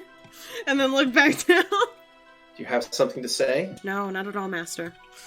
I wouldn't dream of it. I mean, I don't... After a little while, she stops you and says, "Do you smell that?" May I do a perception check? Yeah, go for it. Yeah, after you used all my fucking good ones on the blush. God damn it, 14. You don't smell anything out of the ordinary, just the same swamp stink you've been smelling. I assume it's fire again? Yes. More cooking fires up ahead. Probably Yes, another yes. town. It's almost nightfall, by the way. Should we camp here, or...? Yeah, let's find somewhere dry, alright? Alright, as we can be. Should we sleep in the trees? She looks at the trees and she's like, "I'm not sure if they would be a good idea. There's not enough foliage in the lower levels of them. We would be sitting ducks if any hunters came by in the morning. Best if we find a stand of vegetation to sleep in. You're right. Somewhere Let's go concealed find on the some. ground." So, the two of you search around in the dying light, and you find a stand of shrubs that Razor is able to kind of modify to make a little hollow to sleep in. Mm-hmm. So that from the outside and all the way around the shrubs, it looks like just shrubbery. But once you crawl inside, there's like a decent space to lay down. Not that it would... I don't know if you'd like that, but I'm told that my snake portion, he's using quotations, is comfortable to lay on if you want something a little bit more soft. Well, as much as I would prefer to lay on ground by myself, there's not enough room for me to do otherwise. So you go in first, and then I'll follow. Alright.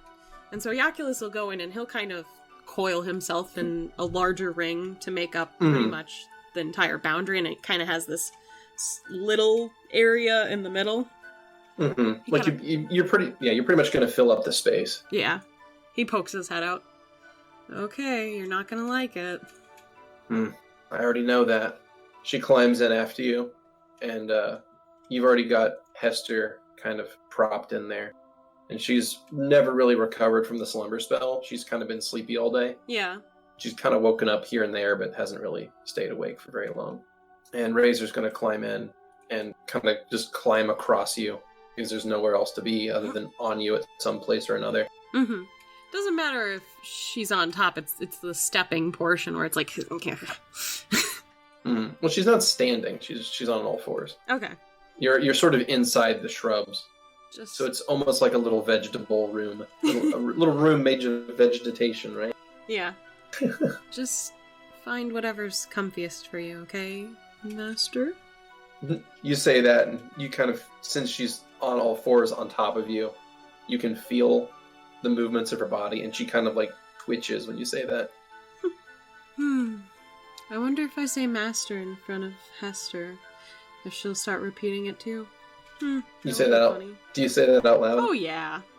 Oh, I think she's gonna like lean in and she's gonna say, "I think I'd rather keep that between us." Blink, blink. Alright, I won't call you that while Hester's awake then.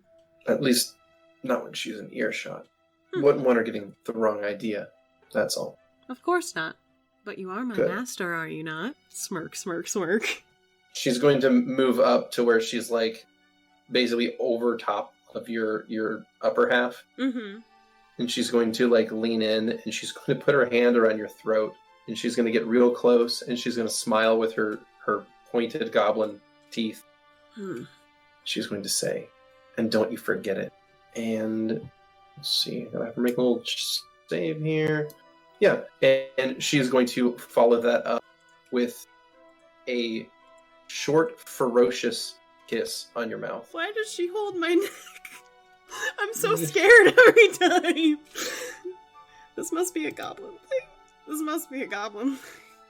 I don't know what's happening. So it's maybe only a few seconds long, and when she breaks it, she moves away from you, like from your top half, and kind of settles down, lay down. Just blinking the entire time. What have I gotten myself into? He just kind of adjusts so that he's laying down properly then. Make sure Hester is breathing and sleeping properly in whatever way that he propped her up. And then he'll close his eyes. Right. In that case, the night passes, and you are awoken by something moving on top of you. On top of me? Okay. Yeah. Yaculus is gonna open one eye. You see Razor, like waking up and stretching. Alright, Yaculus is gonna close his eyes slowly then, and pretend to be sleeping. Okay. After, so that you feel this weight on you shift, and then you can hear vegetation rustling as it's being pushed aside. You get the sense that there's the barest hint of morning light on the horizon. Mm-hmm. She just pushed away vegetation as she left? No, she's still there. Her weight's still on your body. Okay. You hear a mumbling voice say, like, good. And then it readjusts, kind of lays back down. Ever so slightly, Yaculus will kind of barely adjust his coils.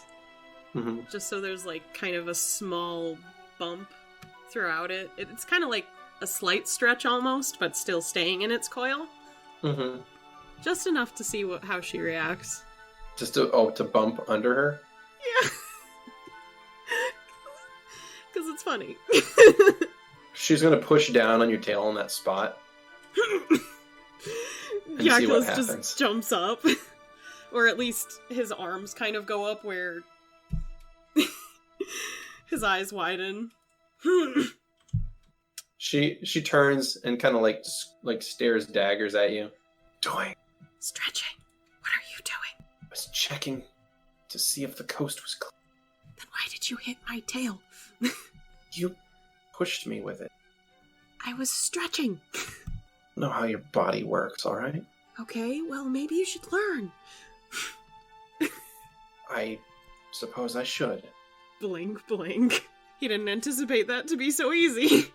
Are you willing to teach? He looks confused for a second, but slowly nods. Do you require stretching from time to time, then? I do. And I suppose I caused you to not stretch properly by laying on you. It's not very often that someone lays on me, per se. I'll try not to make a habit of it. My apologies, Master. I won't burden you any further. Good. You're burdened enough as it is, and you know it. I probably am. That one's very quiet. Almost melancholy. What? Yaculus has feelings? Fuck. So, you have to stretch, or your muscles get knotted? A bit. Tell me. Yaculus has never had to explain anything about himself, really, without being elusive. Or just making shit up. Mm-hmm. What you offered to teach? Yeah, he just didn't expect her to take it. Well, I have an extremely long length that most beings do not have, so extending all the way and stretching helps me stay in a good pace so that I can at least keep up with most people most of the time. Can you do anything with it in combat? Can you use your body as a weapon like that? I have seen, there are snakes that are able to constrict. I imagine I could. I haven't done much combat in my life, which you obviously know. Yes, you are somewhat pathetic at it. Thank you, Master. I'm simply speaking the truth. And although it stings, I still appreciate it. Of course you do. Now, what else can it do? She kind of pokes your tail. It twitches with one in finger. That area. The skin kind of scrunches up in that specific spot and then relaxes out. Snakes, Yeah. It pretty much recoils in a way. Mm-hmm. However, he'll kind of look at Hester and make sure if he moves, it won't really disturb her. Mm-hmm. She's out. Damn, that spell, though. That spell kicked her ass. Her will save was terrible. Okay, so he's gonna lightly move his tail and then just kind of start to wrap it around Razor, actually. Like, wrap it around how? As if he would constrict her, but he's not intending to hurt her at all. Okay, so you wrap the end of your tail, like, around her midsection? Yeah. She kind of, like, leans back. Like, just now she's sort of in, like, a, almost like a kneeling position. Mm-hmm. On both, like, she's got both of her knees down on you. Okay. And she's kind of, like, leaning up. She has her arms up, and she's, like, looking down at her midsection as you're kind of wrapping around her. Mm-hmm. She's like, you're surprisingly soft. I told you I was comfy.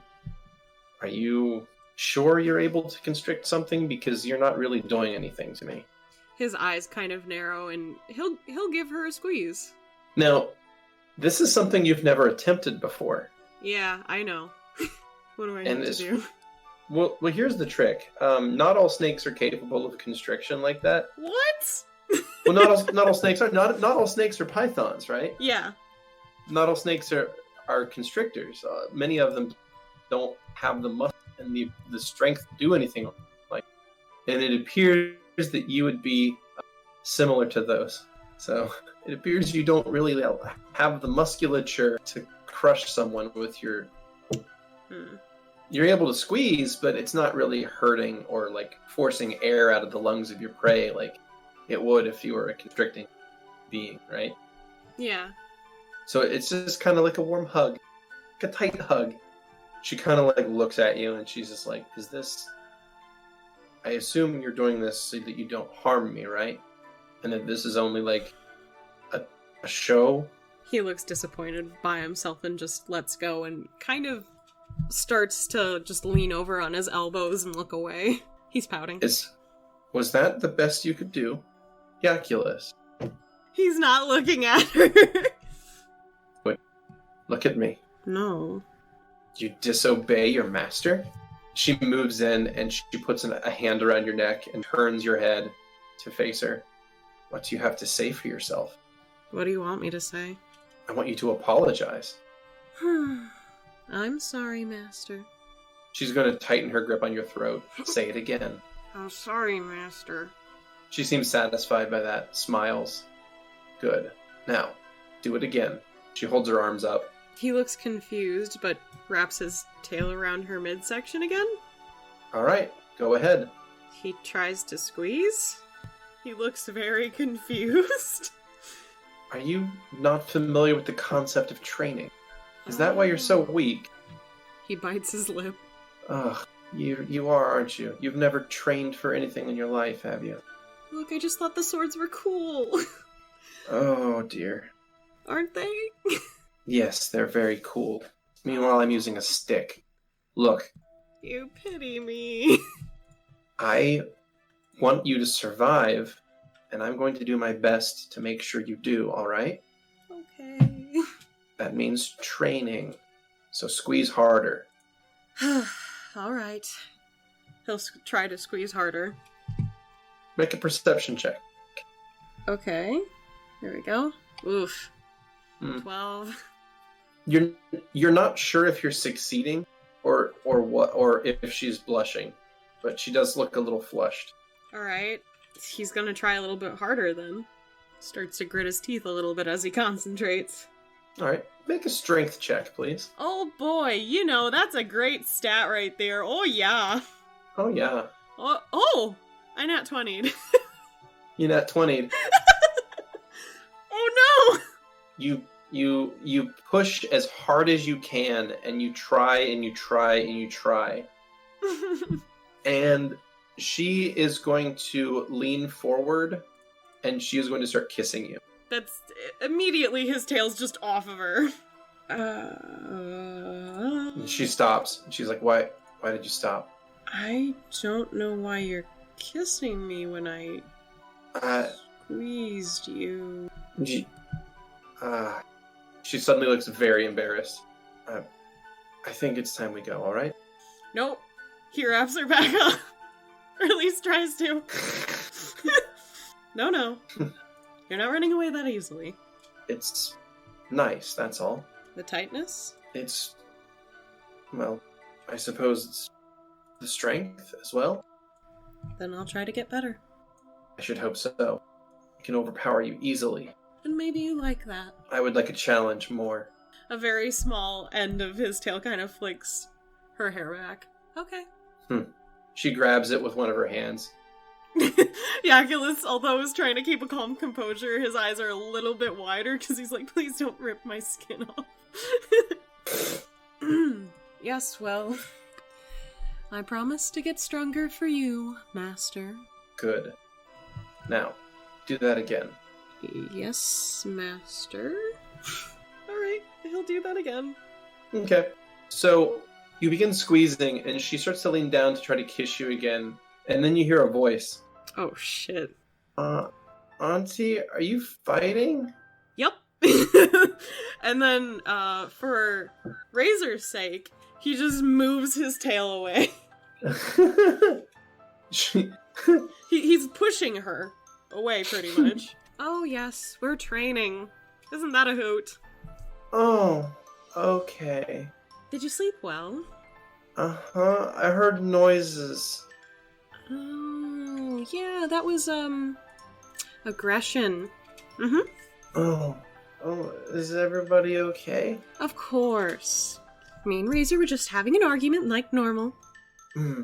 Yeah, I wish you two would get along better. Oh, I think we get along in our own right just fine. Okay. Do you think we'll get home soon? Hopefully we can get there today.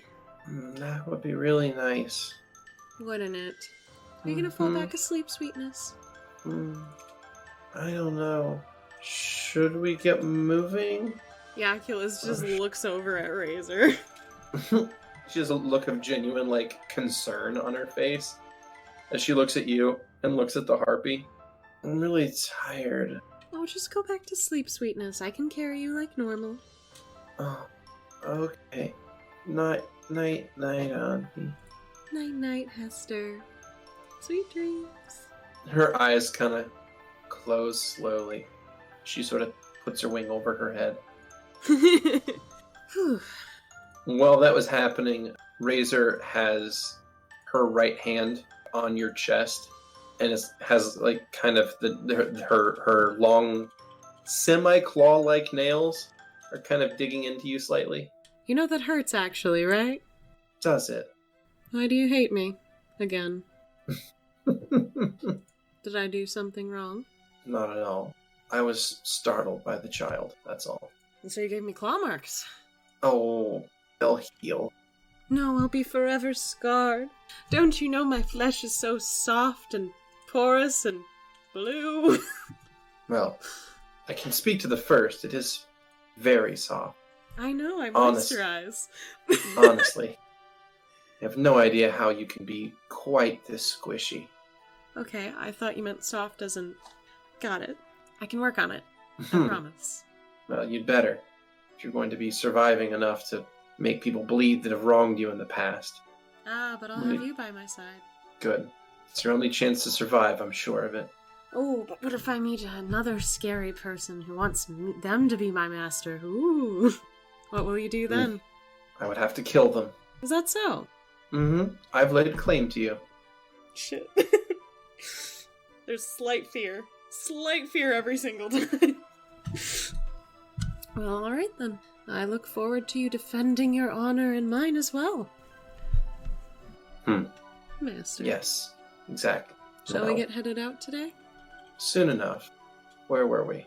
Oh, he is surprised. Alright. Cool. So we zoom out on this shrubbery in the middle of a swamp. Yep.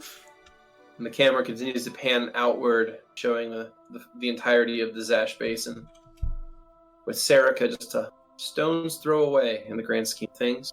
Yeah. But first, you have to get past the town of Meyerfield. That's where Lavi met Jump. It is. And that is probably where we're going to wrap Chapter 5. Up for Yaculus? Yeah. For Yaculus, yeah. Oh boy! My brave boy. So there's only 3 characters left to play for Chapter 5. Correct, yeah. Would you like me to roll for the next character? Yeah. Do. Okay. So you have, of this chapter yet, you have Pringle, Lavi, And Moo! Moo. Okay. So 3 choices. Roll a d6. 2! Alright. Okay. The choice has been made. This is part of Chapter 5, and due to a successful correct guess, you will be playing as... Pringle! Pringle. My prang. Everybody's favorite Teifling cleric. Do people usually play, like, clerics if they're gonna be a tiefling? I feel like they're usually rogues. That's what I usually hear for a tiefling. Rogues and sorcerers. Really? Is that just the best classes to use as a tiefling because everything's bad if you're a tiefling? Typically, yeah. I mean, it fits their personality types usually, and it kind of fits the backgrounds. But the darling, sorcerer blood kind of... I have the most holy of clerics. That's right. Alright, so the last time we played, you were going around the town of Zareth. Yeah. And you were able to locate some information, specifically an address. Yes. And I also address... met a girl. Yes, that did also happen. Yes, I was getting there. Okay, it's fine. She's from my lord, obviously. Obviously, I mean, let's look at her. She's obviously from your lord. That's racist. Okay, continue. So the address you found was 11 Lord's Way, Capriana, Vatra. Yes. So you need to get to Capriana and get to this house and basically kill everyone there, because this is where your enemies are residing, and obviously they deserve death. So there's that. I'm doing this for my lord. I mean, what other reason is there to even exist? I mean, for sure. And you're also avenging your fallen family members, basically. Yeah. So less important. So last time when we left young Pringle, well, she had just spent the night with this person that she just met. Yep, she sure did. You wake up and you are in bed. So you find yourself, you're in the inn called the Bitter Drink. And the Bitter Drink, you had a room there, and it was you and Presley in this room on the 2nd floor of the Bitter Drink. Yes. You wake up and there is light streaming through the window.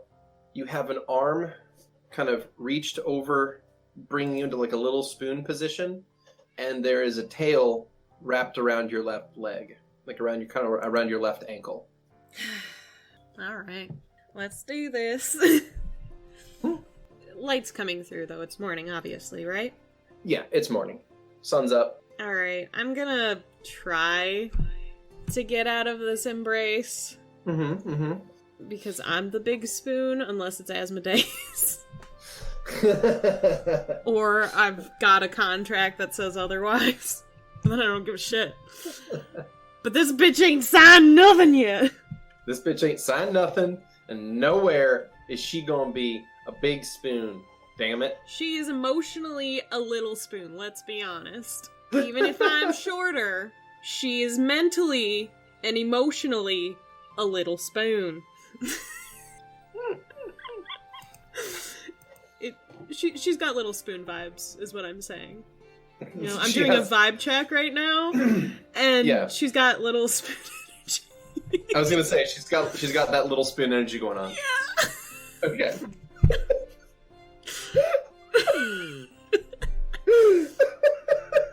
So, I have a question. Yeah. If I do stealth, and I don't wear my armor when I sleep, does my stealth not get the -4 then? Correct. Yeah, you don't have the armor check penalty. Alright, so that's a 12 to sneak out of this embrace. Okay, and of course, Presley's gonna get a penalty for being asleep. Huzzah! So you manage to squiggle out of bed and even manage to untangle this tail from your leg without waking up your new friend. Friend, yeah.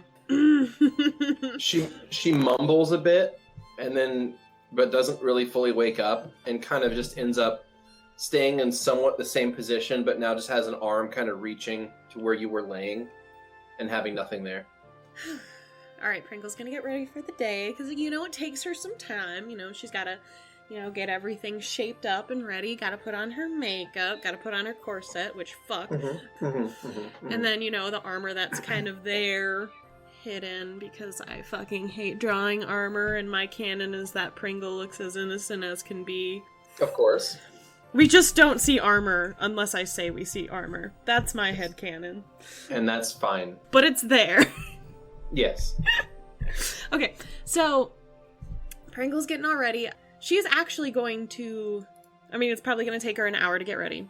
Okay. But if Presley's still asleep, Pringle's going to get up and have breakfast for the day, maybe see if Pa's around.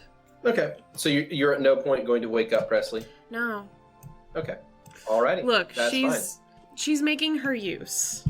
She's gonna tell me where Vatra is. She's gonna, she's been everywhere, so she's my little guide, but past that, I'm not required to do much else for her. She seems happy, and, I'm slightly jealous of her and her, good circumstances that she has in her life.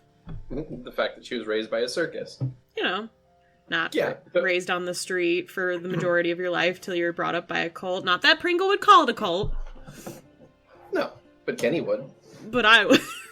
Because I call Vera's religion a cult. Disgusting. Yeah? Yeah. It's a very nice, closely knit family. With bees. Thanks for the input, Vera. You're welcome. Bitch. Alright. So, let's see what's happening here. Come on.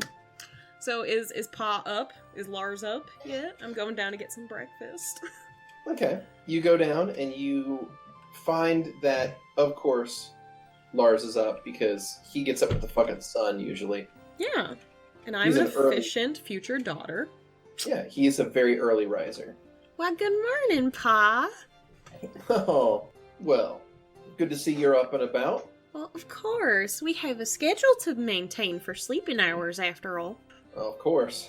And, I think we're actually almost ready to head out.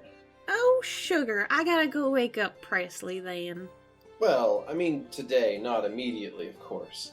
You and your friend can have the morning. Aw, Pa, you're just too sweet on us. It's no more than you deserve. I don't want the morning. It's like, can we go now, though? Yeah, please? No, seriously, can we get out? Can we leave? I don't want to be here. I would like to go. That is what I would like to do. I don't want to spend more time with her than I have to. I'm going to be traveling with her. That's good enough, right? Pringle, you bitch! Okay. Well, Pa, she should still get used to the whole sleeping schedule we have for the caravan, nonetheless. Well, that's true. All right. I'll get everyone together and we can head out, say, in about an hour? Sounds good to me, Pa. Thanks for always being so efficient. Well, if you're not efficient, then you don't make the gold. That's very true. And you would know best. He gives you a smile and goes back to finishing his breakfast. Alright, Pringle's gonna reluctantly go back upstairs and wake up Presley. Okay. How do you wake up Presley, exactly? Kick the bed and say, "Get up, bitch." No. Bucket of cold water? No! Pringle, I don't have Lover's her fucking verse. soul yet. Is We know it better lover's than... mercy? We know how to play this fucking long game, okay? Oh, okay. We as in inner Pringle and Pringle? Yes. Okay. Because inner Pringle has a very different voice than outer Pringle. For sure. Which outer Pringle is just honey dripping from the tea. Inner Pringle's fucking mad all the time. Anyways, outer Pringle, the one who is acting, they're gonna softly lean over and gently pat Presley's shoulder. Mm-hmm. Hey, sugar, it's time to wake up. Presley kind of turns toward the sound of your voice, and before she even opens her eyes, kind of smiles. Good morning. Good She morning. kind of She opens her eyes and she's gonna reach forward and kind of like touch your face. And are screaming. Are you? Oh, you're already dressed and everything. I'm just really used to getting up at the crack of dawn, you know. Okay, I'll be ready here in a second. Alright. She stretches and then rolls out of bed. Now when you say roll, is this a soul kind of roll where you just literally your whole physical body just rolls off and then your hands are on the ground because you just got off the bed that way? Because that's Not how soul quite. would do No, it. just rolls to where her legs are off the bed and then she stands up. Oh, that was fun.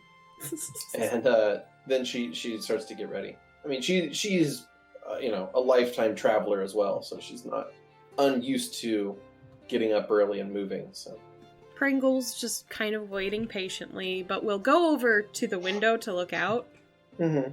Their wings are kind of adjusting slightly. They're kind of excited to go to this next place because they know their next step to help their Lord and Savior. So that's the most exciting thing for them normally. So as you're looking out the window, a few moments later, Presley will step up and stand next to you, and you feel her tail reach out and try to like grab onto the end of yours. And she says, "So, are we going to head out today, you think?" Yeah, we are. We're gonna be on the road today. I'm so excited. I mean, I've traveled a lot, but it's always been with the circus, so... Well, you have me now, sugar. I usually ride on top of a carriage, though. How do you feel about that? I think that sounds really fun. It is. She leans in and kind of like puts an arm around your midway, your waist, gives you a squeeze. You're so wonderful. Oh, I'm so lucky to have met you. You really are. Okay. Contain yourself, Inner Pringle. I'm good. I'm smiling a lot, but I'm good. Well, sugar, how about you and me get on the road and enjoy ourselves and, So, she is kind of like hugging on you a little bit while you're standing by the window. Yeah.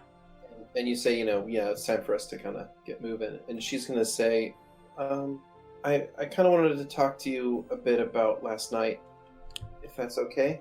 Sure. Did you have any questions? I just want you to know that it was everything I hoped it would be. I'm screaming on the inside. I really am. I hate this.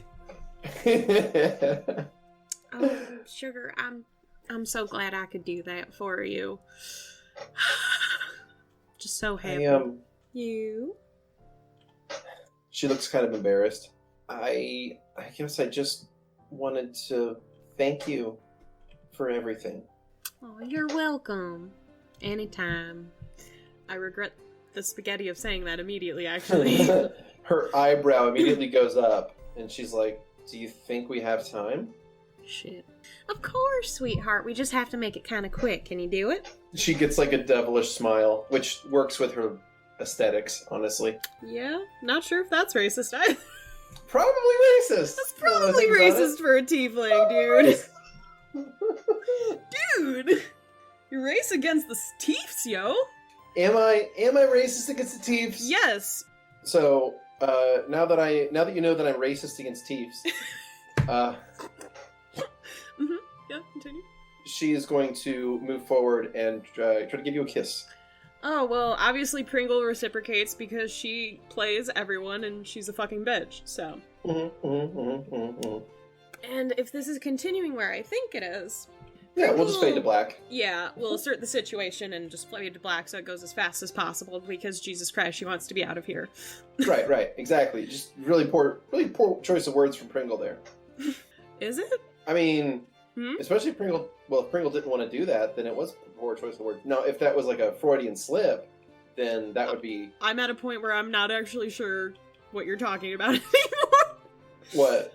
What do you mean is a poor choice of words now? The anytime. Oh, yeah, okay. I thought you meant the going fast as possible, because I was like, no, that sounds No, about right. No. That's perfect. Yeah, that's absolutely right. I'm saying the any timeline. That is just Pringle's normal autopilot taking control. Because And yeah. normally I have a soul by this time, and I don't. So, fuck it. So, fade to black on that instance, but Yeah. go after they're finished. Yeah. So, are you ready to get going to starting on our adventure? Yeah, that was even better. I'm screaming. I'm dying. Pringle, Yeah, sugar. this is embarrassing to say, but can I call you my partner? I'm dying. Have I killed Keni yet? You're killing me constantly. Okay, enter Pringle. What the actual fuck? Don't you dare. I mean, okay. Well, we gotta play this off because we need her so that we can do stuff for our lord, but don't you dare catch feelings, you understand? You're gonna say partner, and you're just gonna deal with it, and you're gonna get her soul eventually, and then you're gonna kill her. Easy. Outer Pringle. Why, of course, sugar, that would just mean the world to me. She smiles enormously, and you think you can see, like, tears in the corners of her eyes. Oh god, this is awful. I'm gonna break this girl's heart. She gives you a long, deep kiss. Great, I'm And- so glad. And probably, like, tries to intertwine her tail with yours. It's starting to get gross. Like, everything she Okay. does is starting to gross me out. So now whose race is against Thieves? It doesn't have to do with the fact that she's a tiefling, it has to do with the fact that she won't stop fucking touching me. Pringle's practically ace compared to, like, Mephistopheles. And that's it. That's the only thing she's attracted to. That's it. Alright. Okay. So, they leave the room, and Pringle's gonna guide Presley to the caravan that Lars has. Okay. Excellent. So the two of you make it to the sprawl in the northeast part of the town, and you find the caravan where it is ready to go. At that point, Lars is going to tell everyone to load up, and it looks like he's hired a new group of people to work for the caravan, and he's got a couple new wagons, and he's going to take his spot near the front of the caravan. Yeah. And where are you going to go? Well, I normally ride in the front on top, so I was just gonna bring Presley on top with me. Okay. Also, what do the new people Alright, look so like? Just normal guard We're gonna people? say nondescript humans. Okay, cool. You haven't had a real chance to get to know any of them yet. Just wanted to see if they looked interesting or not. But if they look like boring They- humans... They look like boring humans. Yeah, none of them really look all that strange. And the DM said, I'm not giving you a chance to communicate with people I haven't planned for. That's It's what not I'm so much hearing. that; it's that I don't know if Pringle would even care so much to talk to them. Really. It's just probably a glance to make sure these fuck-ups aren't gonna, fuck up. Okay. Well, give me a sense motive then. Oh, yay! Actually, is that even good on me? Fuck. Okay. 15. That's not too bad. Okay. You get the sense that none of them are a threat. Well, that's... You don't think they're like planning anything. They don't look suspicious. Alright, that's good, because I'm the one trying to get that fucking key. Just saying. Mm-hmm. Alright. Alright, so when Pringle gets to the front cart, they'll actually offer their hand to help lift Presley on top. Okay. She'll happily take it and get up onto the top of the carriage with you and sit down and just kind of take in the scenery as the caravan begins to move, wind its way through the streets of Zareth, and then eventually head to the southwest along the main trade road. Here's an updated map of Obador. Updated? What? Once it loads? Oh god, it's so big. It looks like my computer monitor screen. Let me just... There we go. There we go. Oh boy. Beautiful. Alright. So, Pringle and Presley, Lavi and Jup. There's Yaculus. There's Pedor and Moo over in Vatra. Is it okay that I say it that way? It's fine. You can call it that. I like it that way. I'm sorry. I like the stank. Well, feel free to put your stank on the pronunciation. Stank on everything. Just stank everywhere. Gross. Just empty the whole bottle of stank. Empty the whole bottle of stank. So, I know the trade route goes towards Vatrab, but we go all the way south south to the Steam Isle area first, right? If I'm remembering correctly. So the trade road, I'll just put it in black here, is to there, and the trade road also splits off and goes through here. Okay. No. So you guys will be traveling southwest along this road, and then when you get to this crossroads, the caravan is either going to go to Ugis, which is the other trade city, or it's going to go west through the Merry Valley all the way to Capriana. I believe the caravan was bound for Capriana next. Okay, cool. I didn't know if we were going south to the Steam Isle, because I wasn't looking forward to it, because, well... No. Don't worry. No one goes there anymore. Anymore? Not since the incident. What incident? So anyway... Okay, continue. So, you guys are going to be traveling southwest out of town, along this trade road, and all the way to the Merry Valley. It is a significant journey overland. Okay. So, it's going to be multiple days. If you have anything you would like to do over this journey, let me know. If you want to describe like a typical day, that would be fine. I'm sure, like normal, Pringle just sits and talks to Lars, except now it's plus Presley, which their fuse is getting a little bit shorter because they have to deal with more than one person. But they're keeping their calm and playing the game like they normally do. There's a goal, it's that key, and getting rid of any fucking person who questions Mephistopheles Coon. It was necessary, I had to. Yeah. So, one thing that is going to happen throughout this first leg of this journey is that Presley is going to be, kind of very close to you almost at all times. Yay! And is going to try to, learn more about your likes and dislikes. Oh, no. Okay. Just kind of, make conversation, see what your opinions are on various things. And she's also going to start, doing nice things for you. Yeah.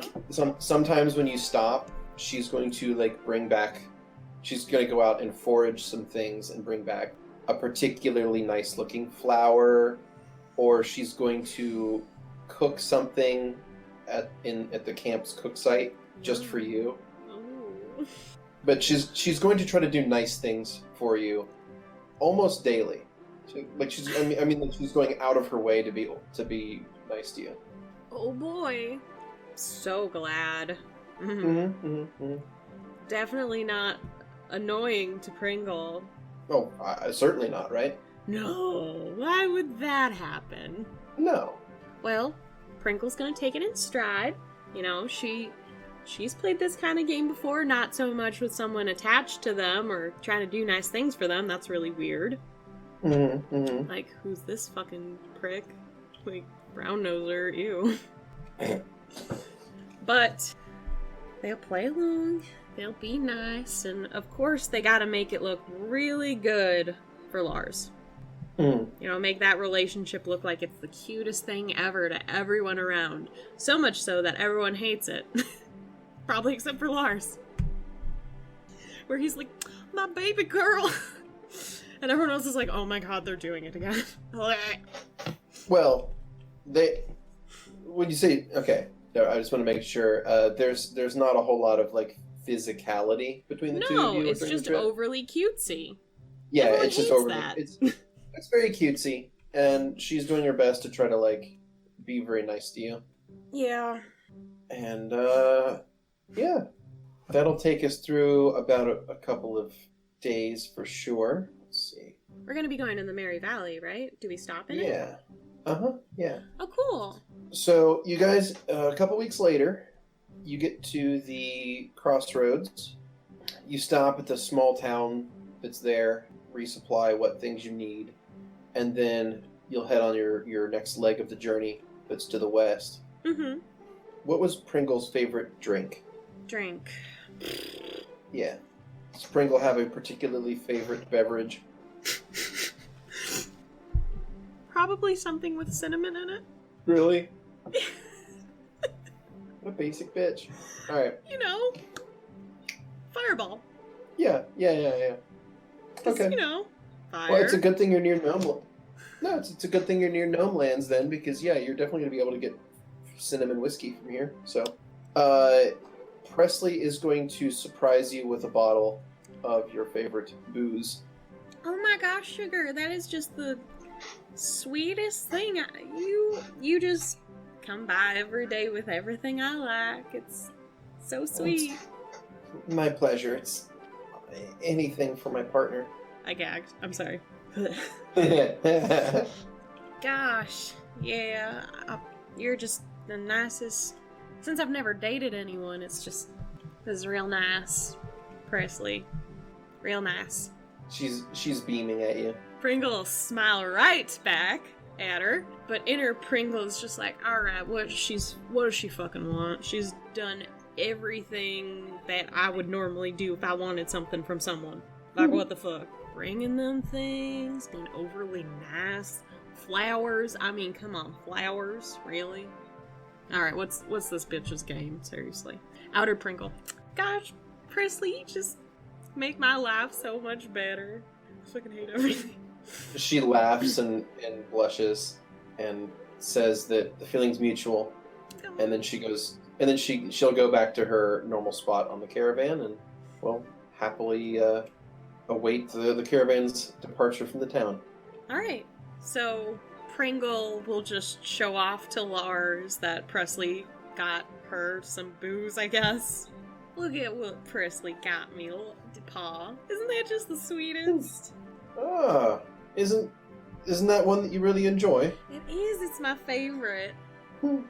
That's so nice that the two of you are getting along so well. It's true. She just listens to me and gets me everything that I've ever said I liked. It's real sweet of her. Well, I can tell you that it's rare to find someone that's that good of a match for you in the world. That's true. You're very lucky. Inner Pringle. I've already fucking found my match. It's Mephistopheles. I mean, really? Not this bitch. Not this bitch. Fuck this bitch. I mean, I did, but you know, different story. So Pringle, of course, does the pleasantries like, oh gosh, yeah, you're right. Shoot, sugar. Fucking hate everything. So the caravan will start to move to the west, and a few more days will pass. Is there anything that you would like to do along this leg of the journey? Anything in particular you would like to focus your efforts on? I guess Pringle will start just talking more about Mephistopheles. Mm-hmm. I mean, since Presley is asking Pringle about what they like. Oh yeah, and she's happily listening to all of the things that you're saying about Mephistopheles. Just without saying his name. Oh really? You never said the name of the religion? Not unless someone asks. Oh well, she'll definitely be asking. Okay, like, okay. specific. Then Pringle will say it once and then kind of go off and be more aloof with everything because that's what they do. She's a tricky bitch. Yeah. I'm sure over time she'll kind of allude here and there how cool if they would both be worshipping him, because wow, wouldn't that be such a bond if we were both religious together? This is fucking scary saying it. Yeah. But that's generally what's important to Pringle, so she'd totally be talking about it. Yeah, Presley will definitely inquire as to what she would have to do and what kind of things there are to be, you know, a member of the faith, and what would be expected of her, and like what kind of festivals and holy days they have, things like that. Yeah. Pringle knows everything about Mephistopheles. I'm gonna put everything in quotations because they know everything they've been told. And they know everything that they feel they know. Yeah, pretty much. I mean, a lot of Pringle's understanding of the faith is based on gut feelings. It's true. Pringle's not exactly a book-learned cleric. No. But gosh, they've got a good feeling about it, so... Oh, yeah. Nailed it. Yeah. As long as, you know, their soul is true. Yeah. Not to get too back to reality, but the way I look at it is, whenever you see a preacher, like in modern day, talk about how much, like when they try to say, oh, I hate gay people because Jesus hated gay people, and then like that never, like there is zero, absolutely nothing in the Bible from Jesus's standpoint or words talking out against homosexuality. Yeah. But it's the person believes that that's the way Jesus would have thought, so therefore it's just as good as the truth. Uh-huh. I feel like that's exactly how Pringle is. Maybe a little bit. I mean, they're based off of Southern Baptists, so... Yeah, exactly. But I'm saying it's that level of confidence. That's true. And ignorance that is like Pringle's kind of MO. Well, darling, the best thing you can do is, believe with him with all your heart like I do. Sign a contract about it. That's what I did. Many times. But, it's pretty simple. I worship him every day and every night. Constantly. But especially at night.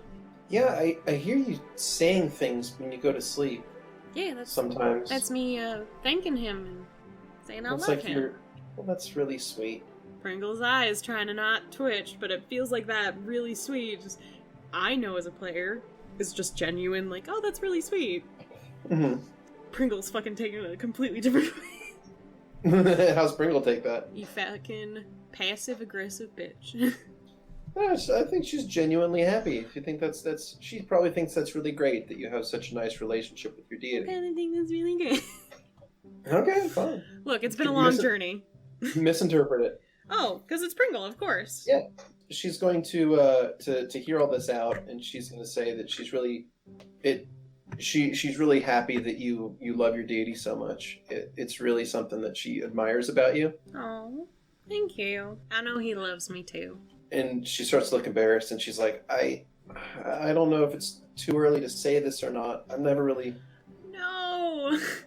No! No! No! Are you going to try to stop her? Pringle's tail just goes over her mouth. Mm. You don't even have to say it. I already know. She's going to give you a hug and say nothing. Saved by the bell. Bullet dodged. I'm already feeling so cringed out, yo.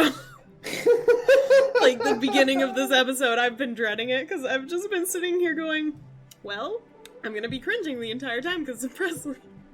And it's been happening. Oh boy, has it been happening. But she's just so genuine and nice. Yeah, I'm sure she is. Well, Pringle will hug her back, be like, yep, I know, I feel it too. Oh, shit. Oh, God.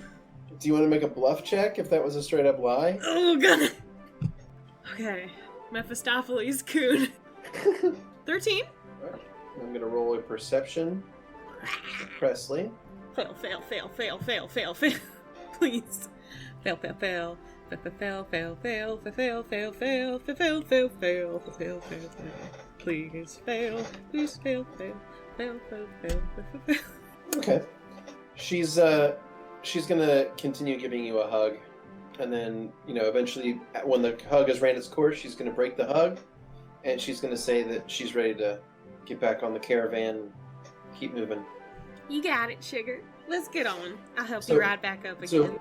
So that took place somewhere west of town a couple days later, right? Yeah. So then you guys end up crossing a river, across a nice big bridge, and you start entering the area that is known as the Merry Valley. It is a massive, kind of deep valley that is filled with small rivers and idyllic little dotted forests and little towns that exist in it.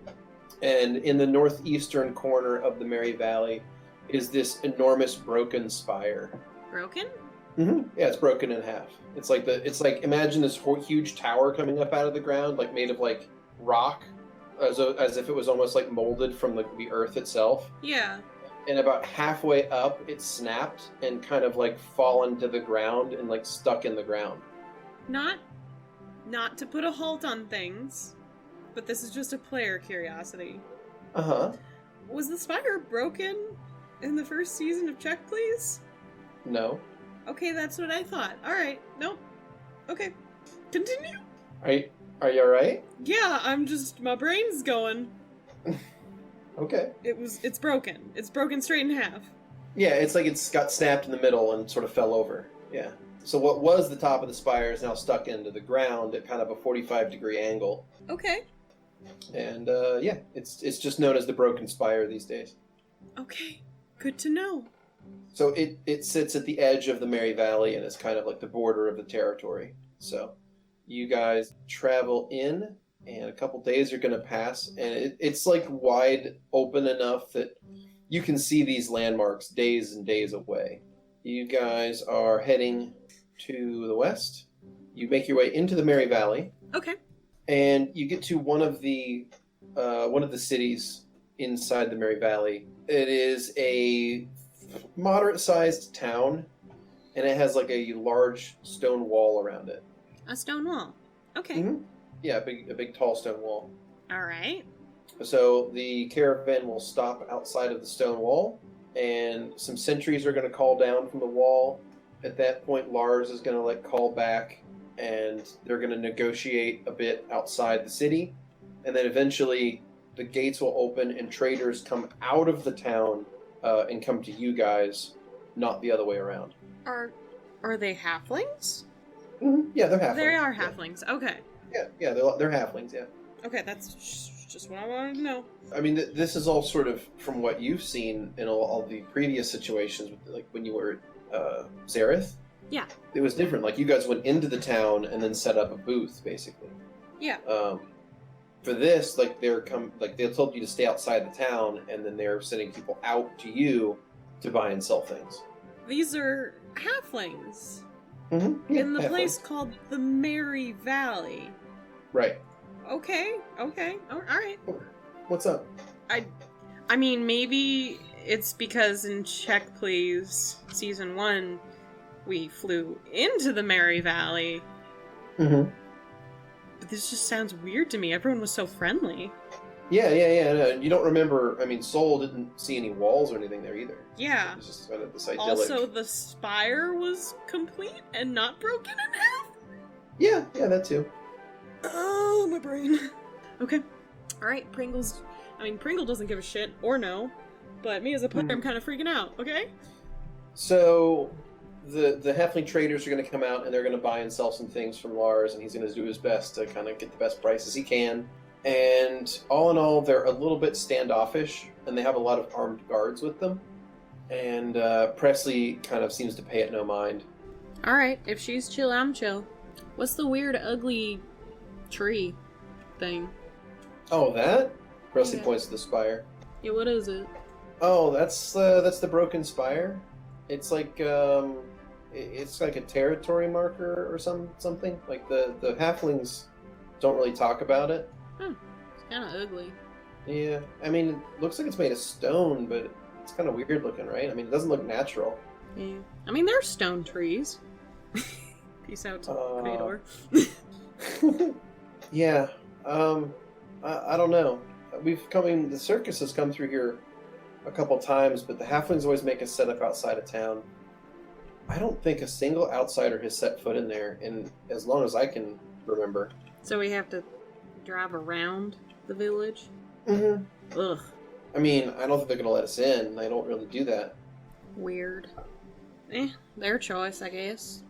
So, like I said, these halflings appear kind of militant. They're heavily armed and armored.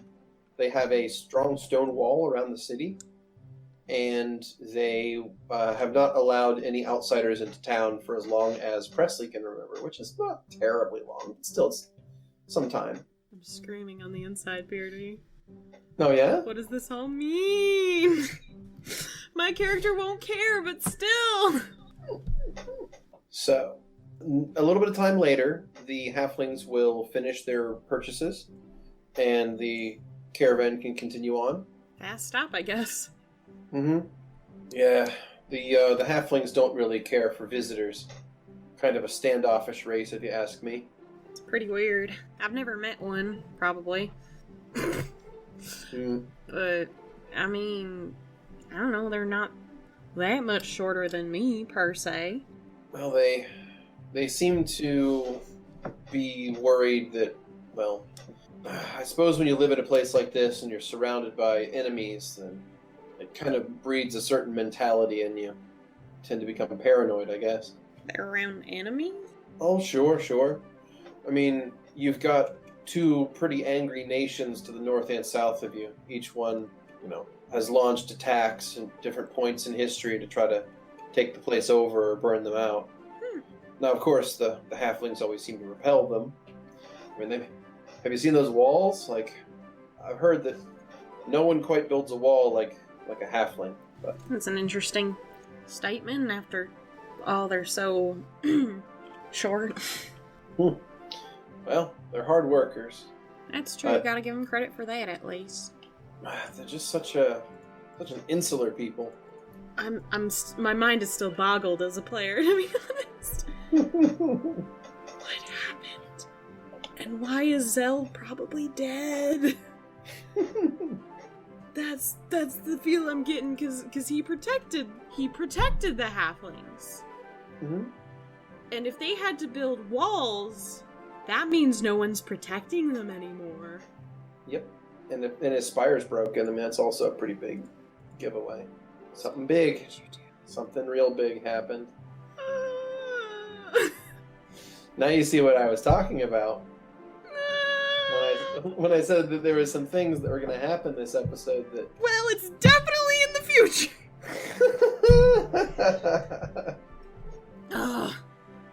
Okay, we need to keep going because we're recording, but my brain! My brain. So, you are traveling to the west then, across the rest of the Merry Valley, and many days will pass. Presley is going to continue doing nice things for you around the camp, offering to, probably massage your legs and arms and back after, long days of travel, and just generally try to, be a helpful person around camp. Mm-hmm. Get to know everyone's name, and just kind of just attempt to be a ray of sunshine for the whole caravan. And within probably one major within one major leg of this journey, she has become a fairly popular figure in the caravan. Fuck a duck. What? That doesn't mean good things for me normally. Oh no. Okay. She's even, because you have only ever referred to Lars as Paw in her presence, she has also taken to that as well. You're messing up my gig, kid. If he ends up liking you more than me, I'm gonna fucking kill a bitch. So by the end of the journey, basically whenever you're saying nice things to Lars, she's right there with you, also saying nice things to Lars. She's just trying to follow your lead in these things, it seems. An accident is gonna happen on the road at some point. I can feel it in my bones. You want there to be an accident before you get to Capriana? Oh no, not at all. Okay. I need her for this. Okay. Alright, so I'm going to open up a map. Okay. Oh my god, the spire! Zell's dead! Ah! It's either he moved to a different halfling thing, or owns a new race. I have a feeling he's dead, though. I have a feeling he's very, very dead, though. Oh my god. Okay. So, you arrive within the borders of the nation of Vatra, and you arrive and cross the river here. There's a ferry company that caravans can hire that takes their wagons from one side of the river to the other. And eventually, you make it to the city of Capriana, which I'll open up the map for that. Wow. Ta-da! You've arrived in Capriana. Hello, Capriana. How are you? Oh, Your caravan is going to set up in the east quarter, where the merchants and traders typically are set up. Okay. It's an area that's relatively open, and there's a lot of available space. So, you guys set up there in the east quarter where I put that little X mark, and Lars is going to set up and do his work there. So as you are now in Capriana, what does Pringle do? Because Lars, I'm assuming, doesn't know about your revenge mission at all, right? No. And you've already probably talked to Presley about that being a secret, right? Oh, of course. Okay. And she would do anything I ask, right? Oh, I of mean, course. we're partners after all. Absolutely. And So we yeah, she has no. unspokenly love each other. Mhm. So, we get there. Pringle's just gonna be like, oh, me and Presley are gonna go do some sightseeing first. Is that okay, Paul? Lars wishes you both to have a great time and to have, well, to just enjoy the day. Aw, thanks, Paul. You're the best. He gives you a smile and tells you both to just have a wonderful time. So, Pringle's gonna grab Presley's tail with her own and start to lead her away. She's in a good mood. Where are we going? Well, we gotta find, those people we talked about before. I figured if we get a head start today. Of course. Are we gonna go today then? Well, if we're ready. But I figured we could go around, talk to people, get a gist of what's happening on in the town, Oh, kind of case the joint? Yeah. Plus have some fun with each other. She's gonna lean in and kind of touch the tip of your nose. She says, "I'd like that very much." Oh, I figured you would. Do I know you or do I know you? You're the best. I want to barf. This is gross. Aww. Aww. Aww. Aww. She's just so genuine and loves everybody. Yup. Now I realize how people could be sick of soul. Just saying. If you're in the right mind state for it, you could hate it. So we're looking around. Where would be... Yeah. I mean, I know we're leaving from the East Quarter, so we'd probably go into the Arches then? Yeah. So you head into the Arches district of town, and the buildings here are large and impressive. This appears to be one of the richer districts in the city, and you're asking around where this address is, or just where that road is? Just where the road is. Okay. Don't want to be too suspicious.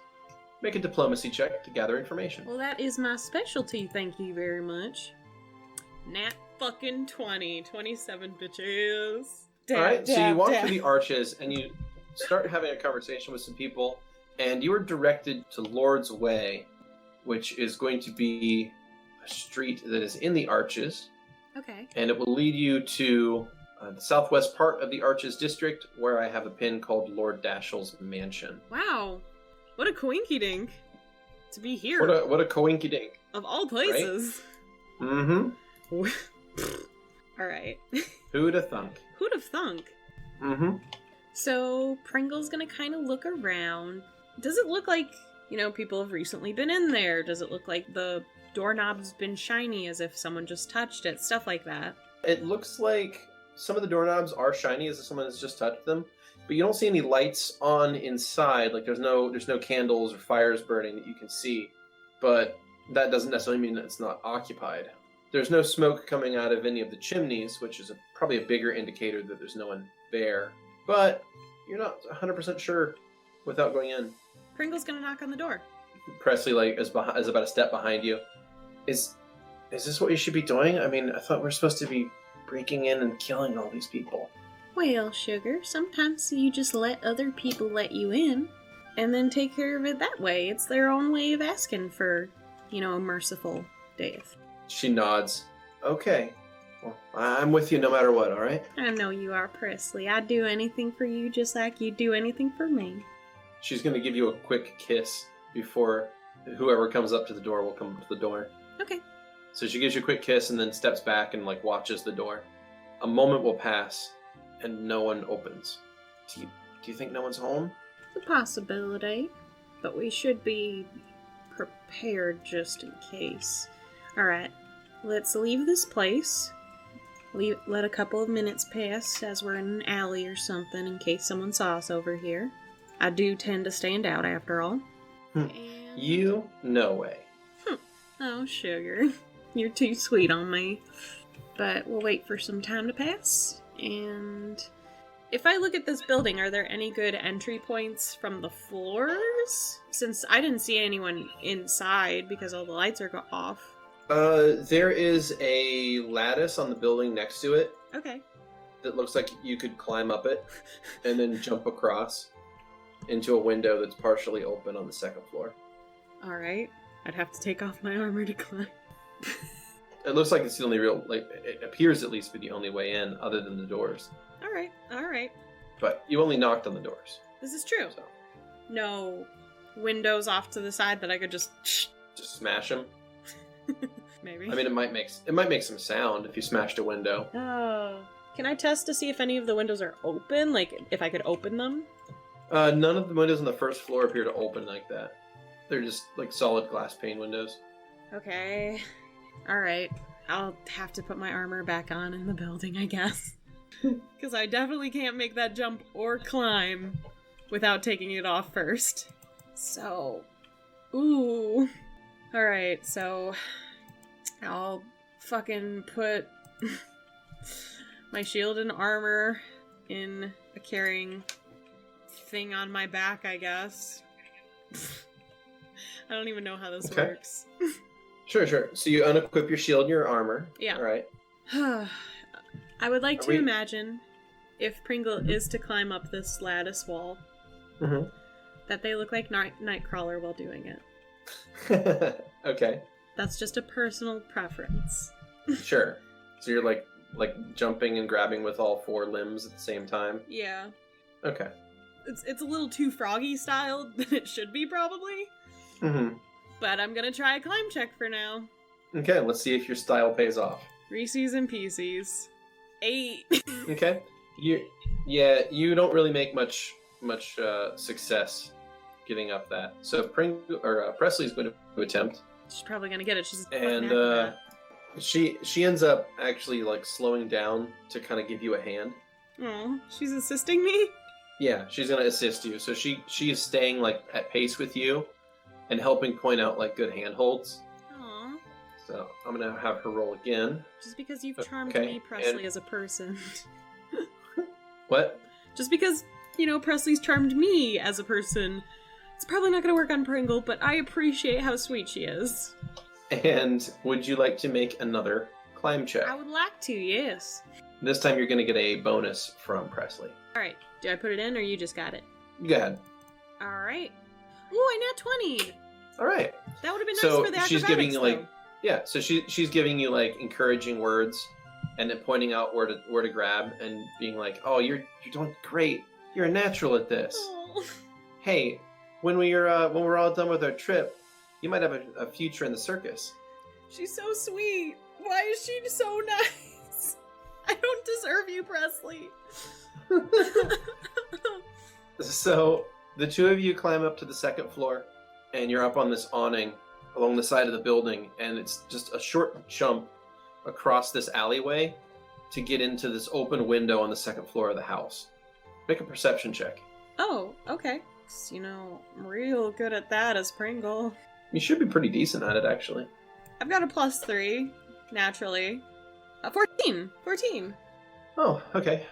One thing you think that is strange is that you notice that on your way up and up here on this platform that there are other, like, marks. There's, like, footprints. And, like, you can see where the awning's been, like, damaged, people standing on it and jumping off of it here.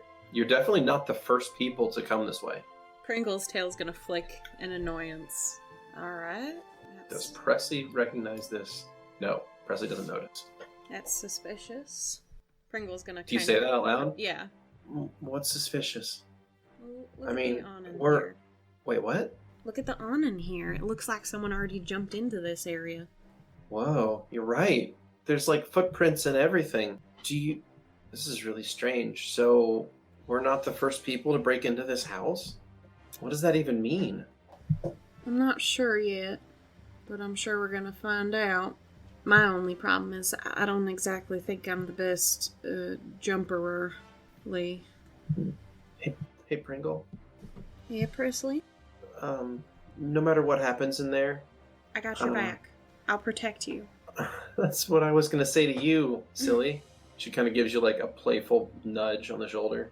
Come on. I gotta be sweet on my partner who's always sweet on me. You're showing me up constantly, sweetheart. No, I learned from the best. Yeah, probably. Teasing nudge back. Inward screaming. I want you to know something before we get in there, in case things go badly. Yeah, what is it, Persley? She kind of flushes again. You know, on second thought, let's talk about it afterwards, okay? Oh, alright. And I'll take you out on a date once we're done with this, What did you say about that? Lip bite, you promise? Of course. We're gonna get this done easy peasy. Between you and me, we can stop anything. Yeah. Alright. I'm ready when you are. Alright. You got any advice about jumping first? Pringle's a little nervous. The last time they jumped, they broke their ankle. Or sprained it, at least. Keep your balance of gravity, like keep your center of gravity low. Keep balanced. Okay. You know, move before you jump so you have some momentum. Visualize your jump, Okay. and then commit to it. Alright. Just keep limber, and she's kind of showing you how to like bend, and she's like touching on your leg to like show you, you know, exactly the angles you should be at. She's going to describe it as best she can, which is going to impart you a small bonus on your check. Good, I need it. So, please make a acrobatics check. Okay. Oh, 14. All right. So, following the advice given to you, you are able to leap across the gap, and you manage to land squarely through the window in the house. I like to imagine that Pringle's little wings are just fluttering as they jumped. Mhm. Just Oh, yeah. like a fucking Yeah. hummingbird. They're just flapping on instinct. Yeah.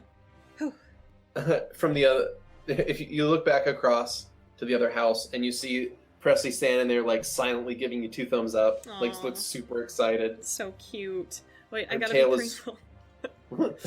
Her tail is swishing back and forth wildly. Aw, that's so cute.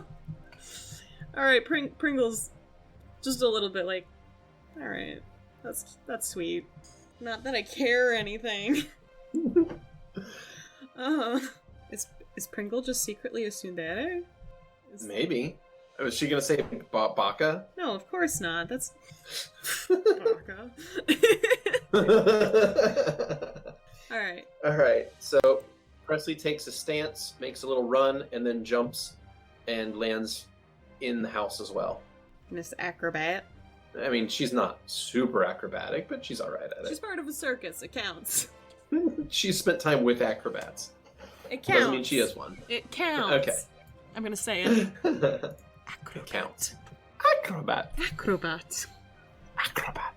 Okay, so you guys are now inside that house, the one there at 11 Lord's Way, Yep. Capriana, Here to bust some bitches.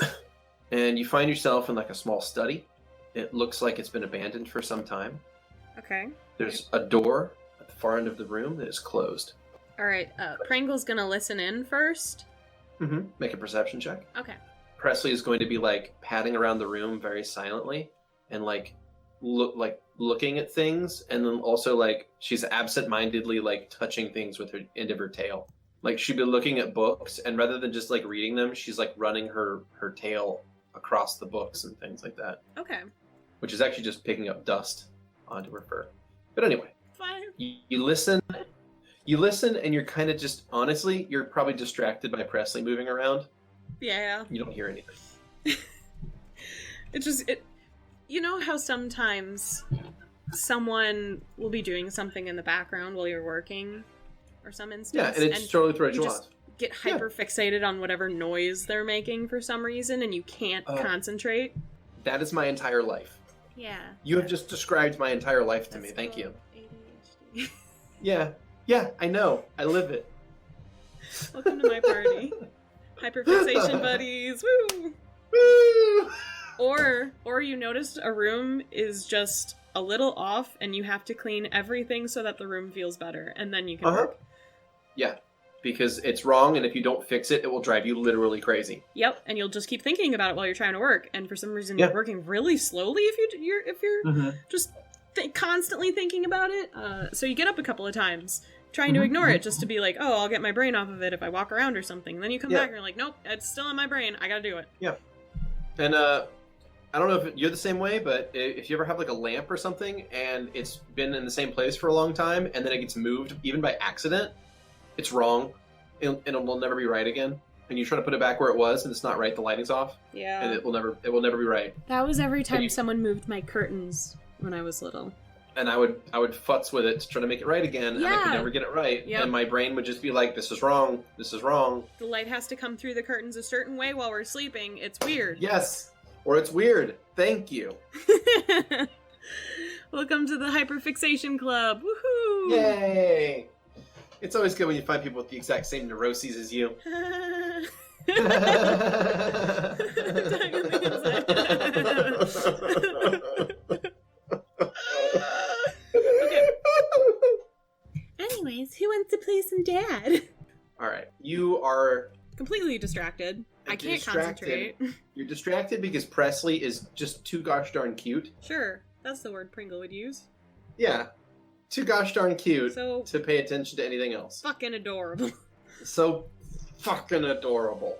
All right. So she's gonna keep padding around the room, and she's eventually gonna stop and like look at you and realize that she's been distracting to you, yeah. and like kind of curl in and like grab the end of her tail and go, "Sorry."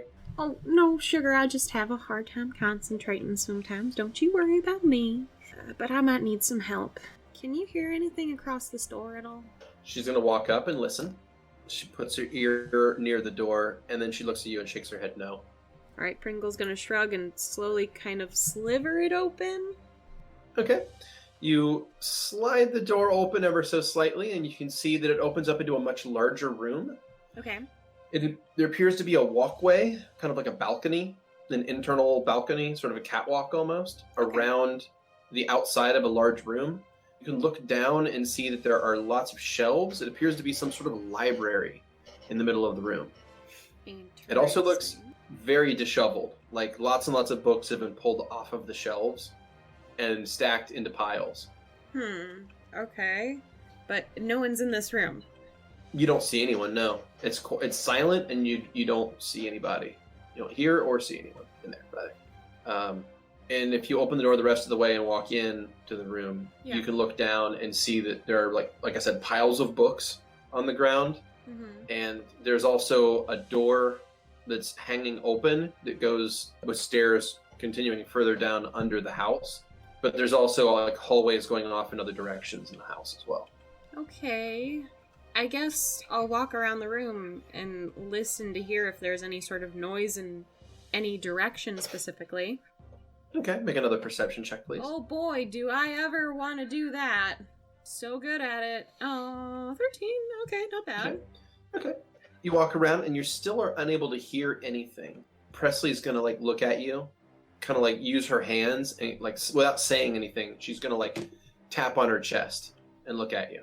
Tap on her chest. Yeah, she takes both hands and she kind of like pats herself on the chest while like looking at you.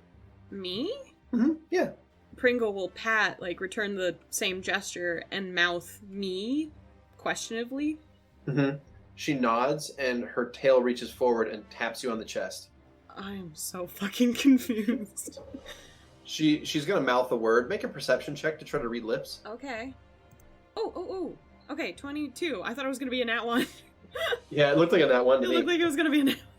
Okay, comes up as a 22. She is mouthing the word armor at you. Oh, right. So Pringle kind of scooch back a little bit But and... you think Presley was just wanted to grab her tits at you or something?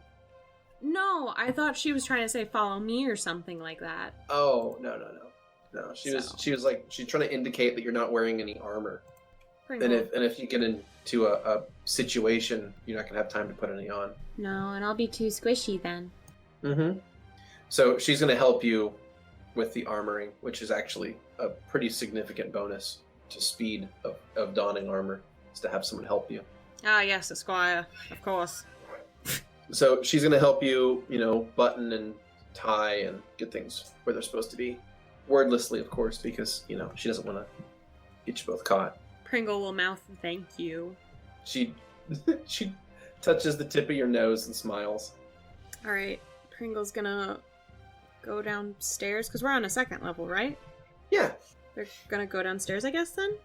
Okay, so you walk around until you get to the front foyer of the building, where you find a grand staircase that sweeps down to the first floor. You know what I just realized what I didn't try? What's that? I didn't try fucking just opening the front door. No, you didn't. I hate myself.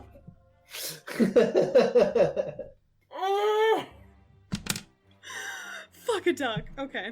I think I even said you didn't actually try the handles either. I'm pretty sure I called that out. I have no idea, but I hate myself. Before you climbed up another building, I'm pretty sure I pointed out that you didn't try the handles. Or the knobs. But anywho, that's beside the point. I mean, this makes sense for how Pringle would work. Right. You knock on the door, and then you climb up a nearby house and jump into a second floor window. Yeah. Yeah. Oh, fuck. I'm mad. I'm mad at myself. I'm so mad at myself right now. I feel so dumb. Alright. I'm just gonna have to deal with that. Yeah, it's all good. So you get to the front of the house, you go down this grand staircase, and you're now in the foyer of the house on the first floor. Okay. It's a well-appointed home, but it also seems like it's been abandoned for a little while. Like, it's kind of cold, so you think that like a fire hasn't been burnt in the house for some time. Good. And it seems partially abandoned, kind of. Alright. You said there was a door open somewhere? Yeah, there was a door that you saw in the library that led to a basement level. And I with don't the door, see and the door's hanging open. You don't see anybody anywhere in here. No, like you walk around, this place seems like a tomb. Alright, I guess I'll head to that door that's open, because that's my only indication that someone's been here past the door not being shiny. I didn't fucking try to... No, you didn't. Oh, I'm so mad at myself. I feel so dumb. I feel so dumb, Beardy. I'm an idiot. No, you aren't. Alright, so I headed to what appeared to be a basement. Yep. And you get to the bottom of the stairs in the basement, and you find yourself in a strange area that immediately becomes kind of familiar to you. Okay. Because it's made in much the same way as two other places you've been to. It's similar to the Forger base that you went into and killed everybody in. Yeah, good times. It was in Zareth, as well as the base that you went into in the Holy City and beat everybody up in, right? Good times. And back all the way back in Chapter 1. So it does look like it is similar design aesthetics and like lighting and everything. That this place just stinks of Forger. Okay. But you walk down that first flight of stairs and you get into this room and make a perception check because you might notice some things. Was it dead bodies? Let's see. Ooh, Yeah, 15. 15. So what you see are the signs of battle. The very much obvious signs of battle. Like there's blood splatters, bits of broken armor and weapons, some cast off things, and just the indication that there was some combat that was fought here, somewhat recently, in fact. I mean, the blood is certainly dried, but it's not that old. Somewhat recently. Okay. Yeah, you would guess within probably the last day or two. Alright, now I know the timeline. Okay, I don't know if anyone's still alive down here, but it definitely looks like someone died down here. So someone beat us to killing all these people? So, I mean, does that mean that your revenge is already over? Like, did we win without even trying? No, it can't be that simple. I know my lord. He sent me here for a reason. I just gotta look a little, and I can figure it out. Plain and simple. Presley nods. Okay, I'm with you. No, you are, sure. She kind of holds her hands out in like kind of a combat stance, and her horns are going to ignite. Cool. She's cool. Gotta stay in Pringle, Keni. Alright, so Pringle's gonna step into this room, since they were in the stairs. They see a door to their right and in front of them. So I think... Yeah, normally with Pringle, with maps, I go up. So I'll go up with Pringle. Okay. Try that door. Okay, Presley's right behind you. You attempt the door, you open it, and it opens into a small connective hallway. Okay. No one's in there? Oh, also, make another perception check while you're in this room. Okay. Ooh. Boom. 22. You notice something interesting. You notice a cleverly concealed latch on the wall over here on the south side of the room. A latch that a tail would fit into? Well, it's more like a handle that Oh, okay. you can pull with your hand. Like you could use your tail if you wanted to. Look, the last time we were at a forge That's place, true. I had to put my tail into a hole. Well, because it was small enough to fit. Yeah, Well, what it the was supposed to be gosh? like a keyhole, but What the gosh hecky is this? how did you even see this? It's cut to look exactly like the wall. I don't know, I just felt it. My lord is with me constantly, and he shows me the way. It's definitely not my own intelligence or anything. That would be crazy. Pringle, you shouldn't talk down about yourself like that. You're one of the coolest, most capable people I know. I know I'm very capable. I just know that my lord guides me. And I'm kind of jealous. Oh no. I don't have a response for this. Just... And Pringle just reached for the slash. I didn't have a response. Just no response. Just other than the... reach That's the only thing they have. for... Because they can't deny that. You should be jealous. Because it's Mephistopheles. Alright, so you pull the latch, and the wall is going to slide in front of you, revealing a secret room. Ooh, just like before. Pringle's very good at the secret rooms. Yes. Yeah, and recall that this was here when your other party rolled through, Yeah. and nobody got it. Nope. Nobody got it! Nobody got it. Alright, so you see this room appears untouched and is well stocked with lots of boxes and barrels.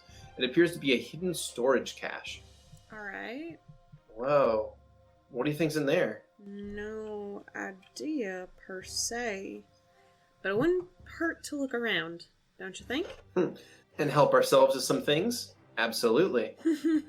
Alright, Pringle's gonna go in and look around the room, I guess. Look in the barrels, look Alright. in boxes, whatever is looking Yeah. into the... Excellent. So I would like you to make a perception check to search the area, and I will let you know what you find. So Presley's 12. also going to make a perception check. Boom! Presley nat 20's it. Nice! Cool. Awesome, possum. All right. So Pringle, I'm going to go ahead and put on your character an additional 300 gold pieces that you find in a chest, as well as a crate of potions. Okay? It's like a 6-pack of potions. Okay, alright. Fucking take it. Yeah, boy. So you find 6 potions of Cure Light Wounds. Nice. Yeah, I know, right? Thanks, Presley. So yeah, there's like a case of 6 Cure Light Wounds potions. All of them are like packed in straw, and they have like fresh corks in them. They all look really nice. Whoever brewed these knew their way around potions. And what else do you find in Do here? they oddly smell like alcohol? No. Okay. That'd be an interesting link, wouldn't it? It would be weird. Like, really fucking messed up weird. Yeah, it's like, why would Jup's potions be in a fucking base for forgers? Unless... Unless... Dun dun dun! Okay. Anything else in here other than the potions? Yeah. Give me 1 second and I will let you know. Okay. Nom nom nom nom. Yeah. Yes, for I am God, and I can tell you I can do anything. Anything, I say. Anything. You find 2 additional items. Okay. It's like a jewelry case that you find there, a very small jewelry case. And inside are a few pieces of what look like pretty mundane silver jewels, like silver pieces of jewelry, like a couple of silver rings. Okay. Silver earrings, actually, sorry. Earrings.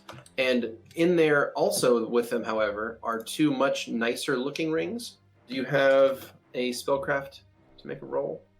I have the check marks, but I do not have a skill in there. Okay. Let me see if Presley did. No. Okay. So you find a couple of unidentified rings. Well, that's pretty. Let's put these in the back of our sack for now. Of course. I mean, they look interesting. Do you think they could be enchanted? It's a possibility, but I don't want you putting on anything that might be dangerous. I want you to stay safe, my dear. Aw, that's really nice of you. I know. Fucking Pringle. So, potions and the 2 rings and a set of earrings? Yeah, so I've added those all to your character sheet. Ugh. There's So, so much one- shit now. Yeah, 1 set silver earrings, 2 unidentified rings, and 6 cure light wounds potions. Nice. So, by the way, when Presley is examining the room, her horns are not burning. That only seems to happen when she's like, thinks she's gonna fight. Interesting. So she must have had nightmares or something when she woke up that one time. Curious. Anyway. Food for thought for another day. Yes. Yes. So, Presley moves out back into the main room. She says, should we keep going then? Yeah, we should. Let's keep heading up this way. Sounds great, partner. So I'll go into this room. Nothing here, I'm guessing? Yeah, it's just a connecting hallway with another door there leading to the north. Alright, I'll get over here and open the I'd next like door. I'd like you to make a perception check first. Oh, please. okay, sure. Is there gonna be a secret little notch thing here, too? Could be. I wanna die. What was in that one? Okay. You don't hear anything. I'm going to have Presley make the roll as well. Presley, like, as you're about to open the door, Presley reaches her tail over and wraps it around your wrist.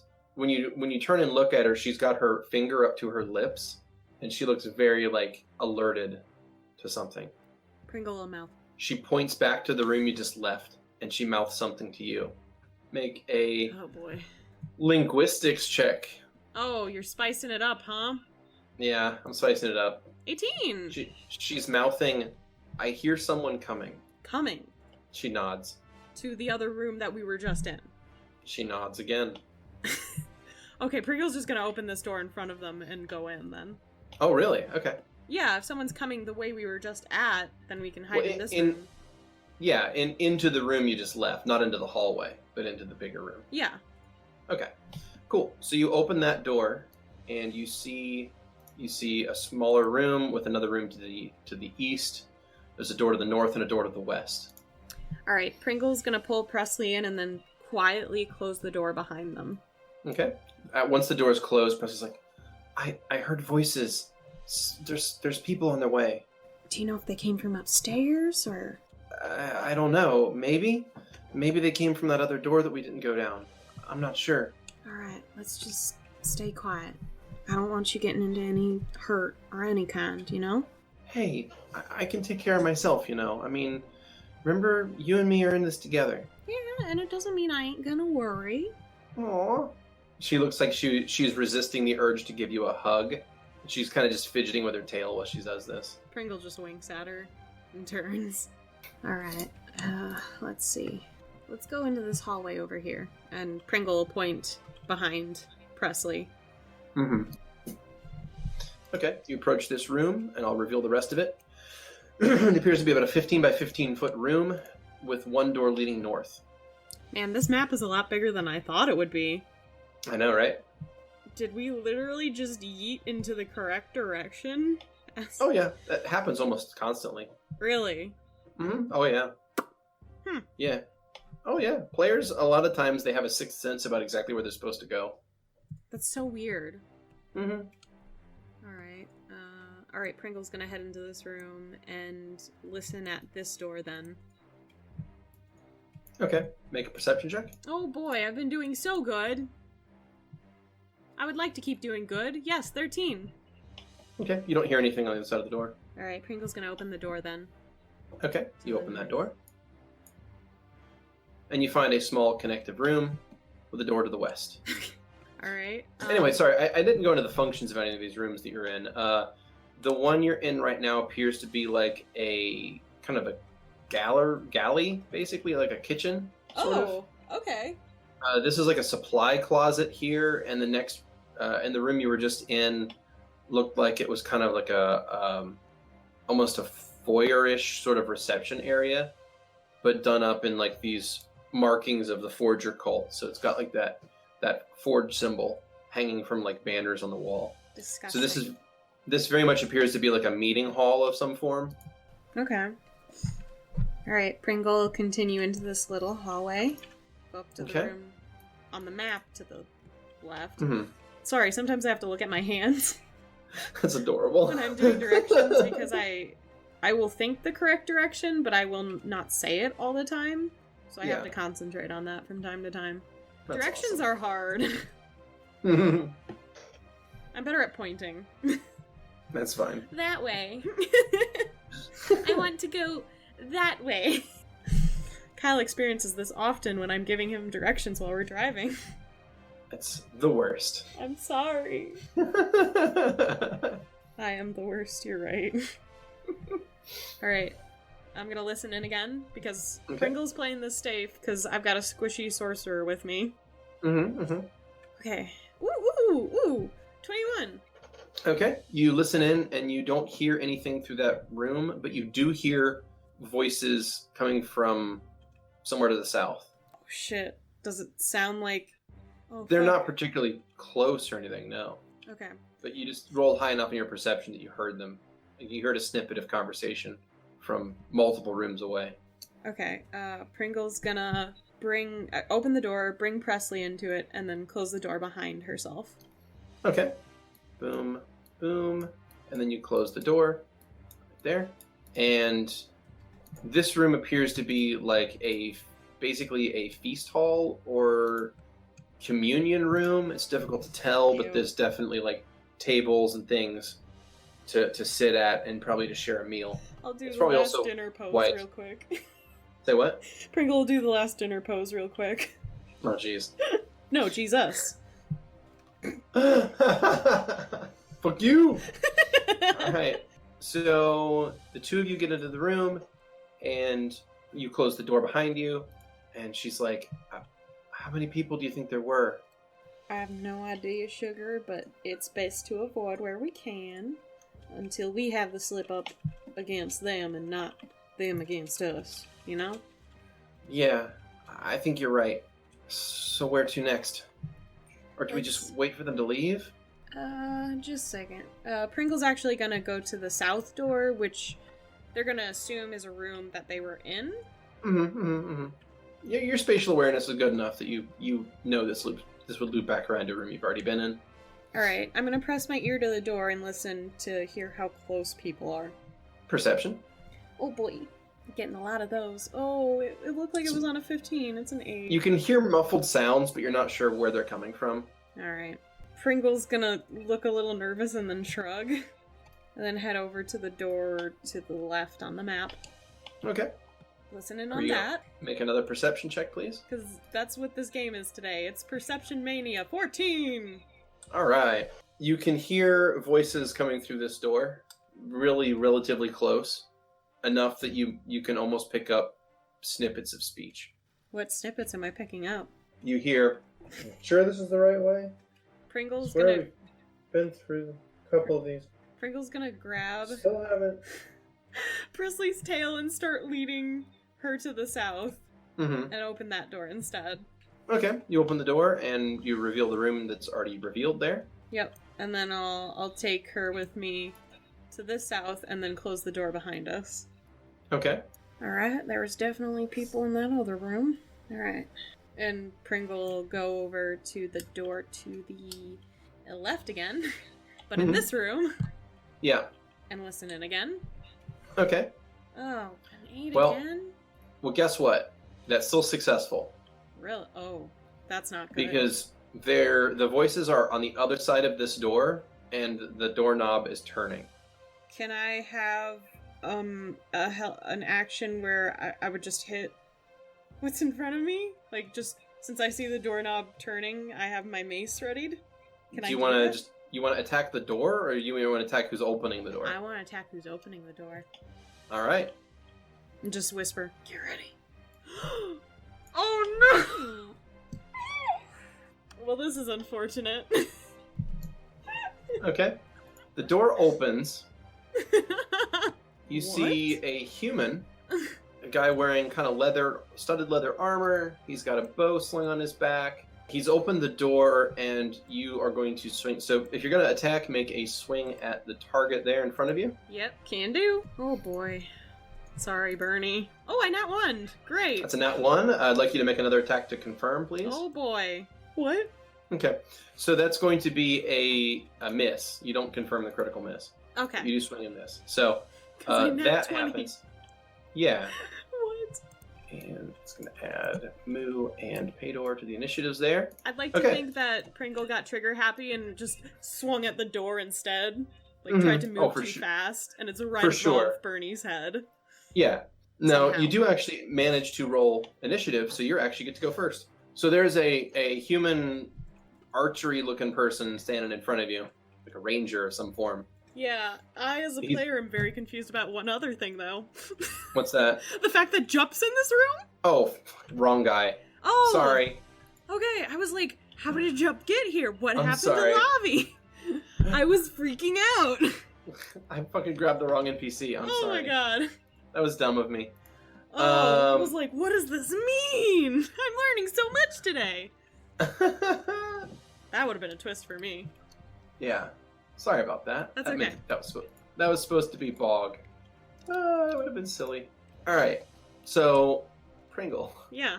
You have initiative. I sure do. These people don't look like cultists, though. No, they don't. But they're here. Mm-hmm. Obviously, yeah. This is what you get for being a heretic. And Pringle will swing at Bernie again. 17. Alright.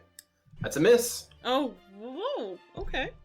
Yeah, you gotta love Bernie's AC. Alright, so that's gonna take us to the next person in initiative. So you see a human with goggles on their forehead and like freckles. Yeah. And they're like... They kind of look flustered for a second, and then they start mixing up a potion and throw it into the room with you. What the? So, one moment as I attempt... Oh, that's weird. Right, there we go. I believe in you. You got Moo. They're already built. Like a porcelain. Oh, God. Okay, so the potion flips into the room and misses. Splash damage, though? It actually splashes into the wall to your left, so I need you to make a reflex save. Okay. Ooh, because I'm really good at that. Oh, 19! That's good! Okay. You're actually going to take half damage then. Okay, you're going to take 4 points of fire damage, which I believe you're immune to. Yes, I am. Yeah. So you take no damage, and Bernie takes 4 points of damage from the splash. She only ended up hurting her ally. Just like... Their ally. Fuck. The liquid just splashes on Pringle, and they just kind of look over, confused. Presley's up. Is it Forgers? She 5 foot steps over and is going to launch a scorching ray at the target on the other side of this ranger, because the ranger's technically in melee and would have a penalty. So yeah. Presley's going to fire at this alchemist. Okay, it's actually going to go wide. The scorching ray is going to miss and strike the wall behind the alchemist and put a big burn on it. I'm good. I can live. Can you live? Yes, I can live. I can live without making a pun. Are you sure? Yep, I'm sure. Don't tempt me, Satan. Alright. Well, I don't fucking know, but they're definitely here, is Pringle's reasoning. Okay. This guy's gonna 5 foot step down. Paydor. Uh-huh. For the podcast portion of the audience. Well, that's right. Not everybody's gonna get a visual, are they? Or are we gonna upload the video? I'm going to upload the video, but people still don't watch the video sometimes when they're listening.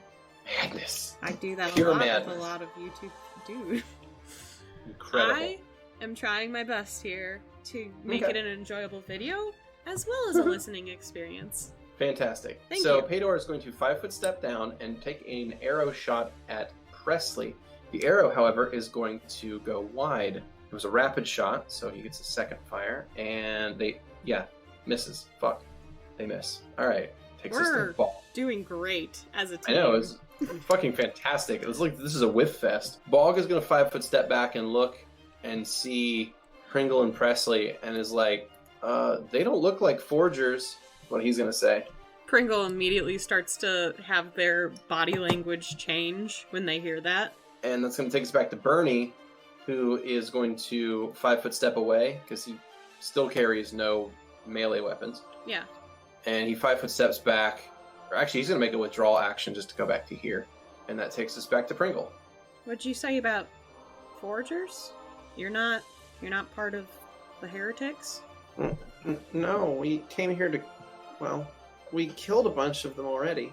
Oh, did my work for me. And Pringle will put away Lover's Mercy, but kind of have a hand resting on it nonetheless. Okay. So, and what do you do here? Me? Yes, I was coming in here to kill heretics. Simple as that. You are not a friend to them? Hell no. They're my enemy. This other being kind of gives you like a grunt in acknowledgement, like a growl that seems to say, okay. Oh, right. You're an interesting one. All right, So are you... Excuse me? You and your friend both have interesting features. Pringle just lets it roll off their back. Well, yeah. I mean, we're tieflings. We look different. This is normal. What are you doing in here? I was here to kill heretics, like I said. The forgers, you know? I was here to kill them. Well, you are too late. We have already killed them. And the guy in the back chimes up. And all of the loot here, we have dibs on it. So don't even think about it. Yeah, maybe if you were more perceptive, you could have found it all. What's that supposed to mean? Oh. We're plenty perceptive. Is that Bog talking? Oh, yeah. Pringle will give him an elevator eyes. Elevator eyes? That's how my workplace calls it. You know, the good old up and down eyes. Oh, the good old up and down? Yeah. Okay. And what does Pringle see? Oh, I don't remember Bog's picture, to be honest, so I actually don't know how to describe him. Okay, I was wondering what Pringle's interpretation of the Bog portrait was. Alright, so for Pringle, she sees someone who has really weird veins on his arms, but that means he's probably decently strong. He seems to be carrying enough weapons. His clothes look like shit, though, so he's not doing great financially. His face could be better, but, you know, his clothes kind of explain that situation. So, looks like someone who might be easily manipulated. Gotcha. His forearm looks grotesquely long, and where his wrist should be seems a little bit farther. Just a comment. Yeah, it is a bit grotesquely long, isn't it? Now I can't unsee it. Thanks. God damn it. You're welcome. Alright, so Pringle is obviously giving Bog an up and down then, since they assessed him. And everyone needs a cheat. You like what you see? Bog is not a good time for this. A small smirk appears on Pringle's face, and then they divert their attention elsewhere. Look here, sweetness of all of you. Four of you. There's just four. There's not more, is there? It's just the four of us. Of course, there's this nice door barrier between this group. This is my partner, Presley. Presley nods. Her horns are still burning. And my name's Pringle. Yeah, you can just call me Pringle. Hello, Pringle. Very good. I am Hador. This is my friends Bog and Moo and Bernie. Pringle is elevator eyeing everyone now. The human with the goggles looks visibly uncomfortable when you elevator eye them. Alright, ignore that one then. Plain and simple. Kind of seems to shrink back from your gaze. At least can scare them. Bog seems to take it as like a challenge / an invitation. Bernie looks at you sort of confused, and Pador is just inquisitive about, what you are. Pringle will step forward into the room, still a hand on their mace, of course. And Presley's a step behind you. Horn's still burning. Well, you see, Sugars, we're here to take care of the forgers, and I understand you have already killed them, which, makes my life a little bit easier, as I do not have to take care of it then. However, I'm sure there is more somewhere about in this world, and I need to take care of them as well. Any chance any of y'all's, found a fucking correspondence letter or something? Well, that's just it. We sort of out of clues, and I thought maybe we should give this place a second search to maybe point us in the right direction. They stole my books. Just blinks at Moo. They were very important books, just so you know. Since Bog has been the most receptive to Pringle's glances, they just side-eye him. They're gonna make it seem like they think he's the boss. Raised eyebrow from Bog. Alright, so they just took your books. They killed my family. Well, I think we're not exactly here to compare who's got a better claim to this place, but... I'm not saying there's a claim. I'm saying I have more of a reason to be hunting these people than for a bunch of fucking books. They were important books, Bog says as he shrugs. At least that's what I'm told. Alright, well... They were very important books. They're heretics, so they do weird shit with books. It makes sense. Why do they have your books? Is there some sort of information of raising their god or something? Do you think it's weird that after I found that ingredient list, we suddenly run into tieflings? Excuse me? What my friend here was saying is nothing really important, so don't you worry your pretty little head about that. Pringle will smile gently and then just touch his arm with their tail. Oh, alright, sugar, if you say so. He kind of gives you a smile, and he's gonna, run his hand over the tip of your tail. Gross. There's a small, once their tail is retracted slowly, an ever so jolted but quick twitch to Pringle's tail. Make a perception check, please. Ooh, awesome. You don't notice 9. anything. Lovely. I thought you got that a 9? Was an actual 9, but it was no, upside down. You got a 9, and you don't notice anything odd. So, Bog is gonna say, well, we've pretty much searched everywhere but that door there. And, well, if you've already searched that side, then I guess that's the only way left, right? Unless you've already been up there. I've only been up the room to the side of it. I haven't been to the one to the north of us currently. Do you mind if I take lead? I am quite strong after all. Now, since we were here first, and we beat all of the forgers here, pretty sure we have dibs to go into that room before you, so if you wouldn't mind staying, back in this room and let the four of us, finish Mr. Big clearing this place out. And, other things. Your choice. He walks past you, and he, nudges Pador as he does, and he kind of, raises his eyebrows, almost as if to say, see? I got moves. Pringle's tail is fucking twitching. So, these guys are going to move up to this door here, and Bog is going to open it. Since all of their backs are turned, and Pringle's kind of facing forward, they actually look... For a second, their barriers are down. Because they're so used to just annoyingly look at people when they're not looking. Yeah. And they just roll their eyes and, make a gagging motion with their mouth while everyone's turned away. You see the Presley's staring at you. Everything okay, sugar? Yeah. Let's talk about it later, okay? Alright, you got it.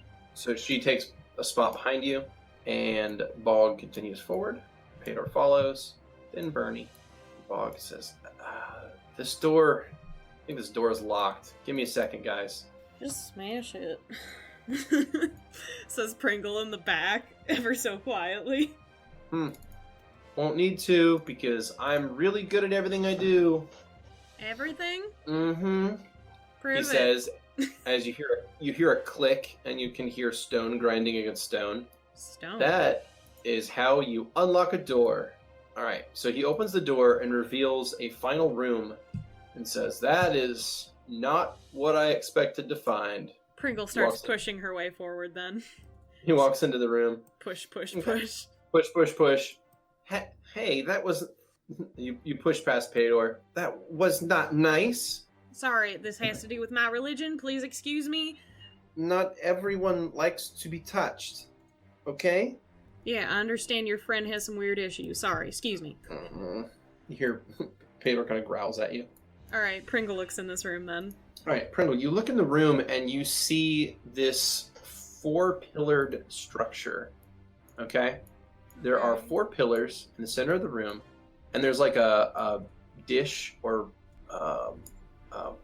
platter, almost like a large marble slab, a spherical slab, not spherical, a round slab, sitting on top of these 4 pillars. That's about 8 feet off the ground. So imagine these 8-foot tall pillars. Boom, boom, boom, boom. On top of them is a large slab of the same type of rock. It's like this marble, whitish colored carved stone. And within it appears to be like little motes of energy or light or mana, whatever you want to consider them. Okay. As they sort of shower down slowly, as if drifting on invisible currents to the ground where they vanish. Okay. So folks are going to crowd in and take a look at this shit. Alright, Pringle will go to the end of the room then. Okay. And I'm assuming you don't walk through this, right? No. You walk around. Yeah. Okay. Pringle walks around. Okay. And she's looking in this bowl. What is there anything in this bowl other than being a bowl? No, it's not a bowl. Let me make sure I explain this properly. So it's 8-foot tall pillars. Yes. Okay, 4 of them. And there's a stone slab on top of it, Okay.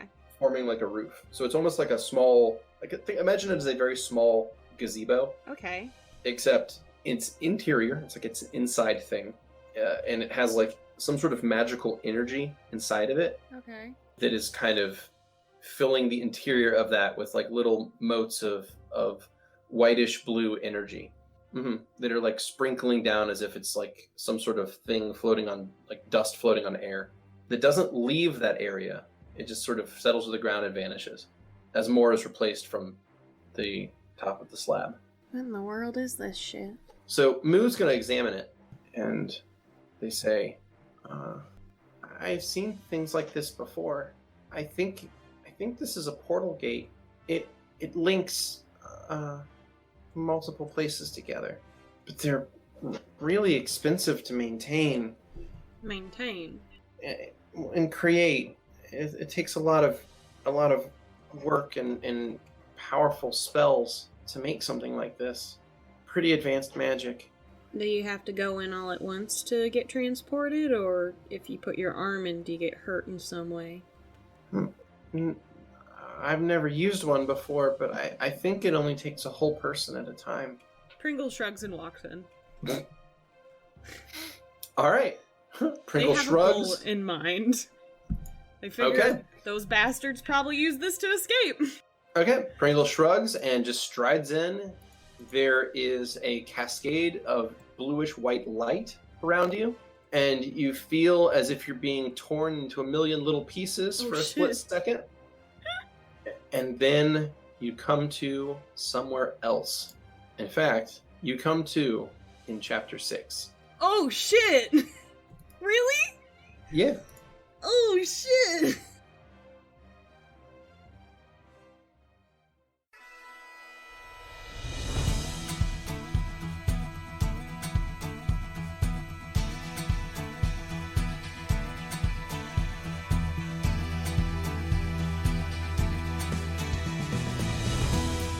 Thanks for listening to Snake Eyes. As always, special thanks to William Succi for the intro and outro themes, and Emily Roll for Fantasy for this episode soundtrack. Interested in following us on social media? Follow us on Twitter at CheckPleaseDND. Or, want to support the podcast and be part of the Czech Republic? Go to our Patreon under the Czech Republic. Until next time!